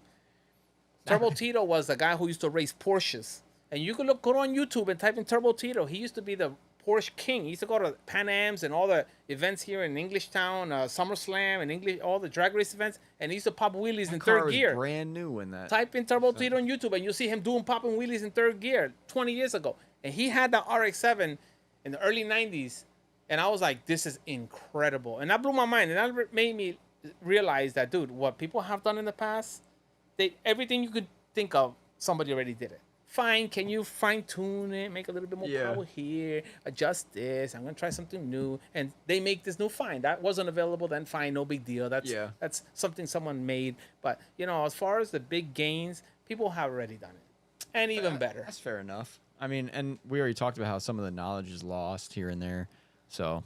I'm sad about that, man. Like, I wish I could get some of that back, I feel like we're trying. So, for example, I have a K24 motor. I bought 2 K24 motors, and I wanted to put one in a small truck that I have, right? Mm. And instead of, and I was asking, I met a few Honda guys that do Hondas at the dyno, a few Honda guys, and I kept asking them a few questions. I asked them this question: hey, what's the ring diameter? How many teeth and ring diameter on a K24 flywheel from like a Honda Accord 2010? Nobody was able to tell me the weight, the ring diameter. Nothing mechanical. They were not able to tell me anything. They just tell you the part And I number. wanted to know so that I know, because I want to modify some bell housings and adapters from using Mazda trannies so I could put it in this truck I have, right? And I was asking them, hey, give me the ring diameter so I know what starter to use, what gauge, if I have to use a bigger, Yeah. If I put a Mazda, I could probably put just a bigger gear, right? So it engages and stuff. No one was able to tell me anything. Oh, my God. And then I went and I asked them, okay, so can I put the motor straight? And nobody was able to answer that. You know how the motor's tilted? Sideways. And then I asked a few people, okay, so what should I do on this K24? And everybody in the mother told me, regurgitated everything that they had read on a forum. Yeah. I could tell, oh, you got to change the oil pump. Oh, you got to do this. You got to do that. Well, is that what you did and you noticed that the factory one doesn't work? Or none of them something did you it. just read online? So, and I was like, okay, so I guess you guys are just knowledgeable because you're sharing information, which is good. We didn't have that back in the days. Yeah. In the Rotary world, just so you guys know, the Rotary world, in the top Rotary world, they don't share information. They don't talk to each other. It's real competitive. Yeah. It's like, yo, no. Because it's drag racing. You go to certain drag race events and people cover their motors and cover their turbos and their laptops are locked and stuff like that. But you know what that's going to do? That's gonna push that other person. Right. Like, you know what? I mean, that's Right. good. Watch So, this shit. competition's So good then, too. that goes to that. Some knowledge base has been lost, which is the next question. Best chassis for a rotary. Best chassis? To put it in? That's what the question is. Interesting. Best chassis? I mean, we heard about a lot of I like the chassis today. Starlets, man. I love a best good chassis, not Starlet. Mazda to put it in? I Yeah. guess whatever. Yes. If it is a Mazda, if it's not. Oh, I don't know, man. Not non-Mazda, just for the shit of it. Dude, on my show on Sunday, there was a Subaru there with a rotary engine in it, bro. The Oh my fuck? God. You know the Subaru? Was it The still- Like, pickup is it an truck? older Subaru? No, like a 2000 something 5.6 Subaru with a pickup truck. Like a Which one Baja? is that Oh, one? a Baja? Yeah, Isn't it a 4-door Baja? pickup truck with the bed. Now. That's a Baja. Yeah, okay. So I had one What of those the with, fuck? Still with all-wheel a drive? 12A carburetor. No, it was rear wheel drive. Okay. Wait, a 12A, so it's not a 13B. From Frankie. Pennsylvania, white one. It was beautiful. It should be on my picture. So What That's the? crazy. listen, I think at the end of the day, whatever chassis you want to use, that's gonna work just fine. I think people will just put a rotary in anything if they Yeah. have one just Yeah. sitting. Yeah, yeah, Like, why yeah. not? Just put a fucking rotary in there. Which is the next question people had. What do you think of Mazda's new rotary plans? We kind of talked about this, but I don't think we really know what They're their putting plans that are. one. They're putting the. You they're- mentioned as a power plant. right. They're using a one rotor engine and a power plant for electric power. Right. I didn't even pretty know in that. an interesting. SUV. I don't know what it's called. Maybe he could look at it on YouTube. But I'm Yeah. actually waiting for that engine to come out because the minute it comes out, I want to get that engine in my hands and look at it and see what I could learn from it. Yeah. And I heard the rotor is 600 cc's or 800 cc's, I think.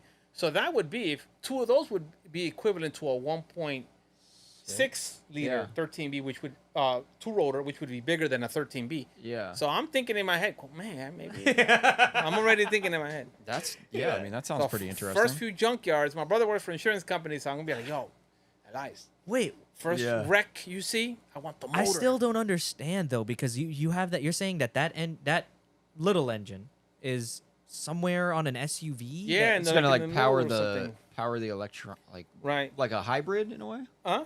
I guess a hybrid of. Yeah, sorts? like a hybrid. Yeah. Yeah. That's so different. What the hell? I think Audi was gonna do the same thing at one time too, and I don't know what happened. Lewis asked this one. What is the best advice you can give to a young car enthusiast? Oh God, Yeah, this is a loaded question. Yeah, that is a loaded question. What do you mean?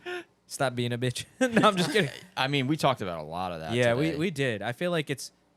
I don't know. You come from like old school roots, Yeah, so look, that's if the you're a people young that I kid, I like would say, yo, idolized. Stay off drugs, man. Don't do drugs. Just yesterday, I heard bad news. A friend of mine that I grew up with, who he's with the needle and stuff like Yeah.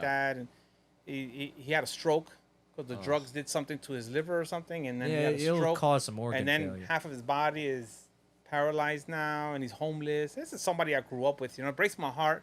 He used to paint all the time.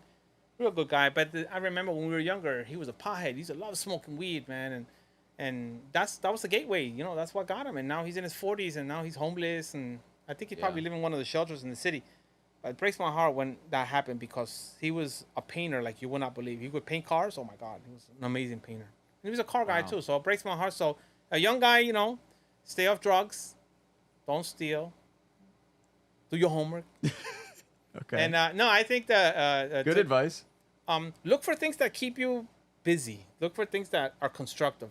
Try to find your purpose. If you can find your purpose young in this life, that's really the best. That's the Whatever, best. and stick with it. Be focused to it. That was the best advice I've Yeah. heard on this podcast. Yeah. So, no, Seriously. that's good for sure. Because like like you took that a completely different route, Yeah. and I like it. And if you work, you get a job. Make sure you have a good work ethic. Start something, finish it. Start it and finish it. That I like that. Yeah, that every shit. car guy starts a project and it's for sale on Craigslist. Like Yep. 6 months later, partial build. For sale. Yeah. And If yeah, you're I gonna- know guys that are constantly looking on Craigslist looking for that one dummy that spent 10 grand on a car, and my friend picks it up for 5 grand and finishes and sells it. You know what I mean? So Yeah. stay focused. And if you're focused on little things, you'll do better. And whatever it is that you do, stick with it. Just be, if you go online and you want to learn about something, try to get different angles, but at the same time, be open to new ideas. Yeah, just follow through with your plans. Yeah, follow through with I it, think That's yeah. a big one too. Working on that. We working on that. I like this one too. Do you want to read it? RHD. Matt asks, do you find the popularity of rotaries increased or decreased over the last few years? That's a good question though. I feel like it's increasing Because for you've different. been in this for a minute now. I think Yeah, it's for a long time. increasing You would know. in Messing with different rotary. ways. Like it's Yeah, I don't think it has not grown. I Yeah. think it has grown, yeah. Because look, for some reason, the rotary engine isn't going away anytime soon, right? Has it swapped hands? Yes. So RX7 that that Mikey down the street has, some YouTuber Mikey down the street has, that car probably belonged to a middle-aged guy that, you know, was a baller in the early 90s, you know? He was finishing, working at the law firm, bought his FD. Now he's got 3 kids and they're older, going to college, so he's off and now goes into this guy's hand. But so the rotary engine isn't going away anytime soon. It's just changing hands. Just changing hands, right? Yeah. But has it grown? Yes, because they're not making them anymore. Yeah. They are what they are. FDs are so expensive. Cars are RX-7s are so expensive. Why? Because there's none left and there's more people coming into the game.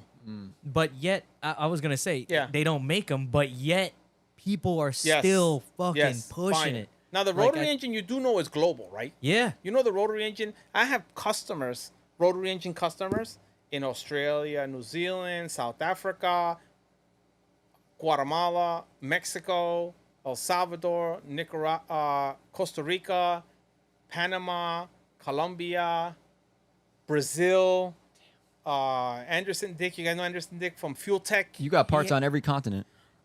Canada, so Rotary is everywhere. This Rotary customers everywhere. It may not be that many over there, but they're everywhere. Rotary cars are everywhere. And I don't think they're going anywhere. No, they're not So- going anywhere. I mean, it's cool. Dude, that's a cool engine. Yes, yeah. It is a cool engine. It's not going away anyway. There's the one question. Does the name Tranny King mean anything to Yeah, you? that's Dave. He's a tranny king from New York. He said, "Who's that guy, Tranny King? I heard he's the guy to go to for trannies." What the fuck? Hey, yo. Who is that? That's Dave. That's my friend Dave. He's the best, man. He's DB Blackman on Instagram. I Yes, think his yeah, name yeah, is. that's it, yeah. You know what we call him Tranny King? Because at one time he blew like 7 trannies, bro. Whoa. Well, that's a bad Whoa. word. That's a bad way to say it. Nah. That means Yeah, he yeah. destroyed. No, that also sounds bad. Too. he, Transmissions. yeah, he destroyed transmissions like 10 of them or something like that, like in a few months, and he would come, hey, need another one. I sell him another one and my break it. God. Stop breaking trannies. Why does he? Because he was running like the NA tranny, like the weaker tranny, and I Okay. kept telling him, don't hit it hard, and he Yeah. thinks every car in New York is racing him. Dude, that's a taxi, bro. He ain't racing you, bro. He's just trying to get somewhere.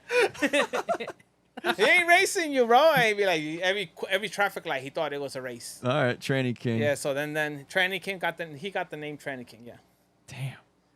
What is the favorite color for rotary housing? Is that a thing? I seen light blue ones. Is that a thing? Like, No, now it is, bro. This Okay. is like last 10 years or so. Everybody, I want this color. I thought they were Oh, just no. supposed to be black. And this color, and that can it be off white? Can it be this? That's you a know, Gen back in the Z days, thing. it was just like wash it. Oh, Gen Z's, oh my lord. I like the ones oh, how about on your this color? Instagram. They're perfect. They're Yeah, just black and it's silver. It's cool. So now I get it. That's If you it. want to pay me, I'll do it. No big deal. But they've Yeah. gotten, everybody powder coat want this color and that color. Oh Yeah. my god, bro, just stop already, man. Is that like the equivalent of like doing your valve cover?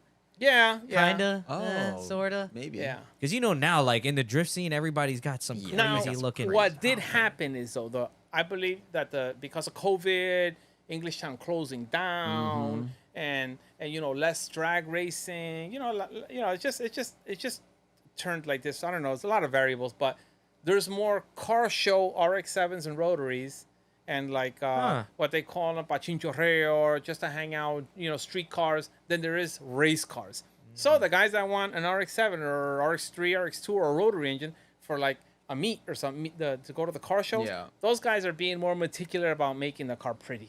Yeah. The drag race cars and the guys who are into motorsports, they just want to just put it together. Let's go. Yeah, they just want to go fast. So that's why that perhaps it propagated that idea a little bit. the That colors. makes sense. Yeah. So this one says rotary and ECU management is old gold. I think it might be a spelling error. Is old gold with options like Power FC or newer tech like Haltech? I guess what he's saying is Power FC is okay, a Pexi Power FC, or new tech like Haltech, is that better? No, listen, I think obviously a new computer has more options, more features. They worked out some bugs. Fail safes. Yeah, a lot of stuff they've done, which is pretty cool. I get it, Yeah. They evolved. But they tried work. and true. But though. to say that something else doesn't work, I've always said every computer works great. I love Fuel Tech. I like Haltech as well. Microtech is still the king. One of the Okay. fastest rotaries in the world, Microtech. Okay. Right? They still got the fastest cars in the world.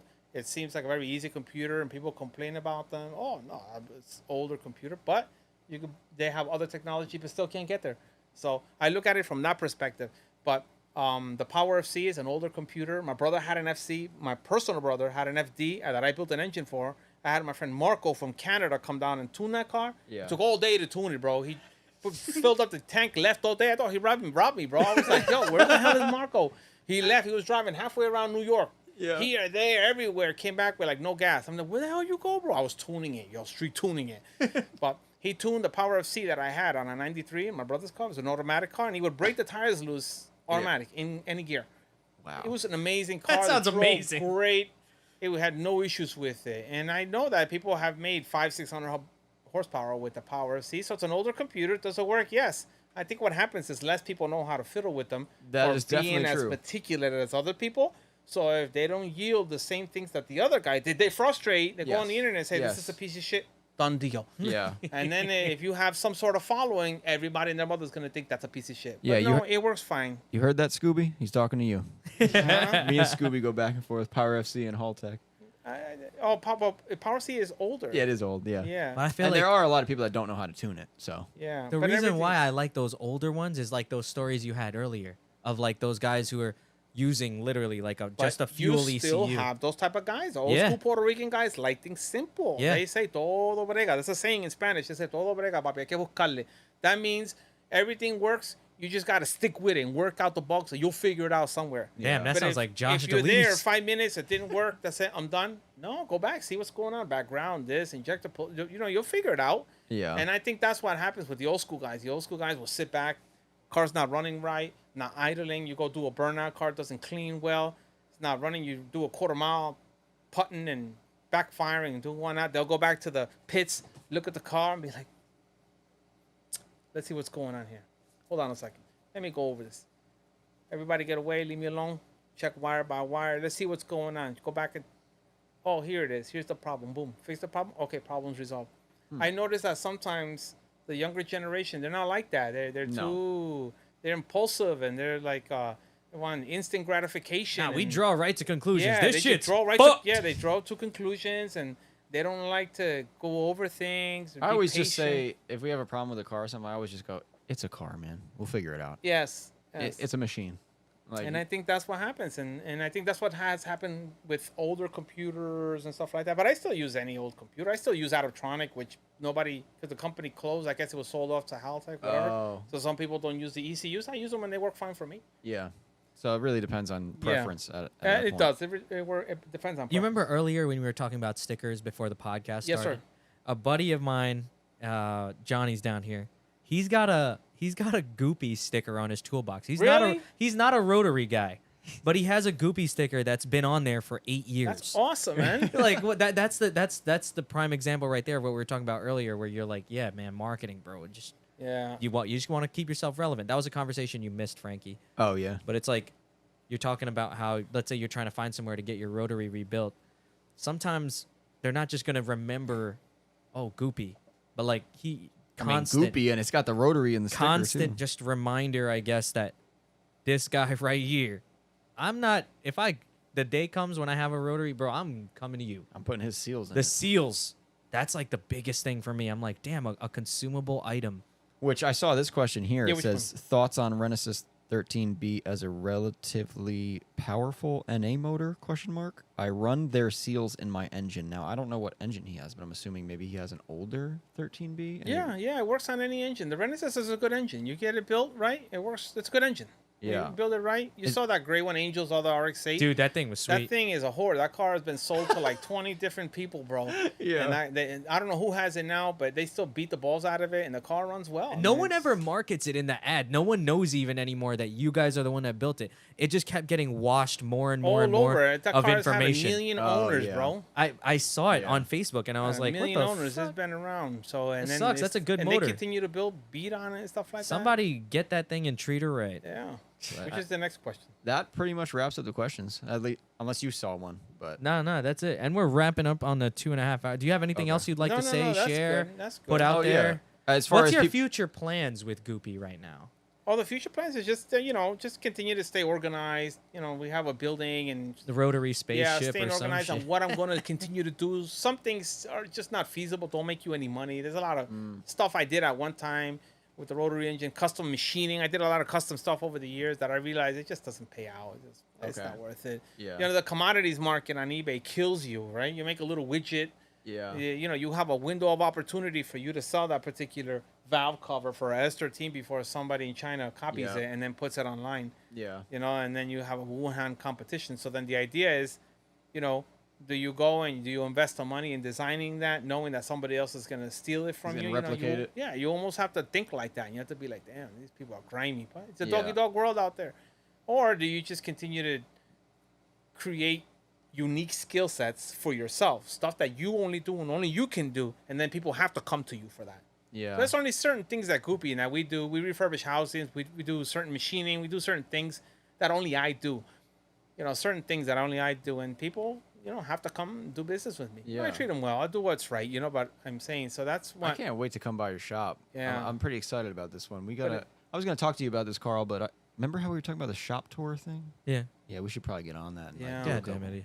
Yeah. So I'm a Rotary shop tour. I'm a Rotary, you know, parts Yeah, and but- building and machining. That's what I have come down to. Yeah. You know, No, over it the years sounds I've wanted interesting. to like work on cars, and I'd probably have more name recognition if I had like if I worked on FDs or something like that. Yeah. You know, FD is Well, like dude, to me, I can't even believe you have enough customers to. You only work on rotaries, and Yeah. you don't even work on the car. You just No. you're basically a machine shop for rotary engines, and you still have enough business Yes, to sir. keep it going, which is So amazing. I to turn me. away work. Yeah. Yeah, I turn away. I actually have a lot of builders in the area. I have a guy named Eddie Canales over here in Yonkers. I send him work all the time. He's an amazing old school rotary guy. And sometimes I'm like, hey, dude, you want to take this job? I can't do it. I'm too busy. It's not what I do best. And Yeah. so I send a lot of people work. That's crazy, man. Yeah. I fucking love that, man, and I hope the Lord keeps blessing you with opportunity because Yeah. bro, like hearing where you started from and how the fuck you got to where you are now, I don't even know where the fuck you're gonna head the rest of Yeah, your dude. career, You have a man. crazy story. I like Yeah, that. like I yeah. hope those seals go down in history in the world of Rotary because that's just a Well, they've been around amazing- for a while, so everybody knows who's who and that sort of stuff. I think Yeah. what has happened in the last 5 years is not just with me, but just in parts in general. Someone makes a S13 header, right? The S13 header goes into some, you know, YouTuber's car, Yeah. and automatically that YouTube now Yep. is the gospel on that header, Yeah. right? So now his word is bond, and whatever he says with that S13 header is everybody's going to default to that. So now he sells that header online, and that's the best header there is. Why? Because Joe Blow from the YouTube with that S13 says that header. So now this guy over here has 30 years manufacturing headers, and he's got this amazing design, amazing welds, has done all the R&D for it, but he can't sell it. Why? Because kids nowadays and the people will just gravitate towards See, that. but that's where I'm like, I look at that as an opportunity because you could reach out to You some of look at those. that as an opportunity, but at the same time, that also causes people aren't able to differentiate quality anymore. No, you just got to find one of those YouTubers and give them. True. Your true, header. But meeting up with sometimes with a lot of people with brand name and stuff like that, it's sort of like it's a double-edged sword.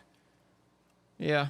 Yeah. I think the best thing to do really is for you as a person to build a brand that you have enough people that use it and say, bro, this thing works, this thing works, this thing works, this thing works. Yeah, that should definitely be the basis. You get the black sheep and he can complain all he wants, but the other ones are going to drown him out because they're going to be like, yo, bro, Yeah, it's a Well, good product. look at you and your alignments, Frankie. Yeah. how many alignments do you have? Real good ones. Well, we offer drift alignments, stuff like that. Right, do they work? Yeah. Josh, People are happy with them? People are happy with it. Has The there been one- anybody that's not happy with them? Not that I've heard from. Has there been anybody that has sort of not been happy with it? Not that I heard from. Okay, fine. But now you have enough people that are happy. Okay, Yeah. so the one that comes and he starts complaining about stuff, you'd be like, okay, maybe I did something wrong. And then if you do something wrong, you fix it. If you didn't do nothing wrong and he still doesn't believe it, still complains about it, you say, well, Yeah. bro, all these people are happy. Then with you, Yeah. once you try to remedy the situation, if you can't remedy him, kick the hell out. Yeah. I mean, yeah. No, he's right though. That's how it goes. Like, Yeah. You try to fix it.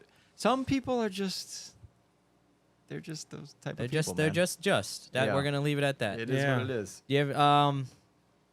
Do they could find you at Goopy Performance on Instagram. Yeah, go to my Instagram page. If you need Apex seals or anything, Yeah, we have email. more. We have gas kits, rebuild kits. We do a lot more than just Okay. that. If, Yeah, for so- your rotary needs. Yes. Yeah, all in rotary general, needs. contact at Goopy Performance.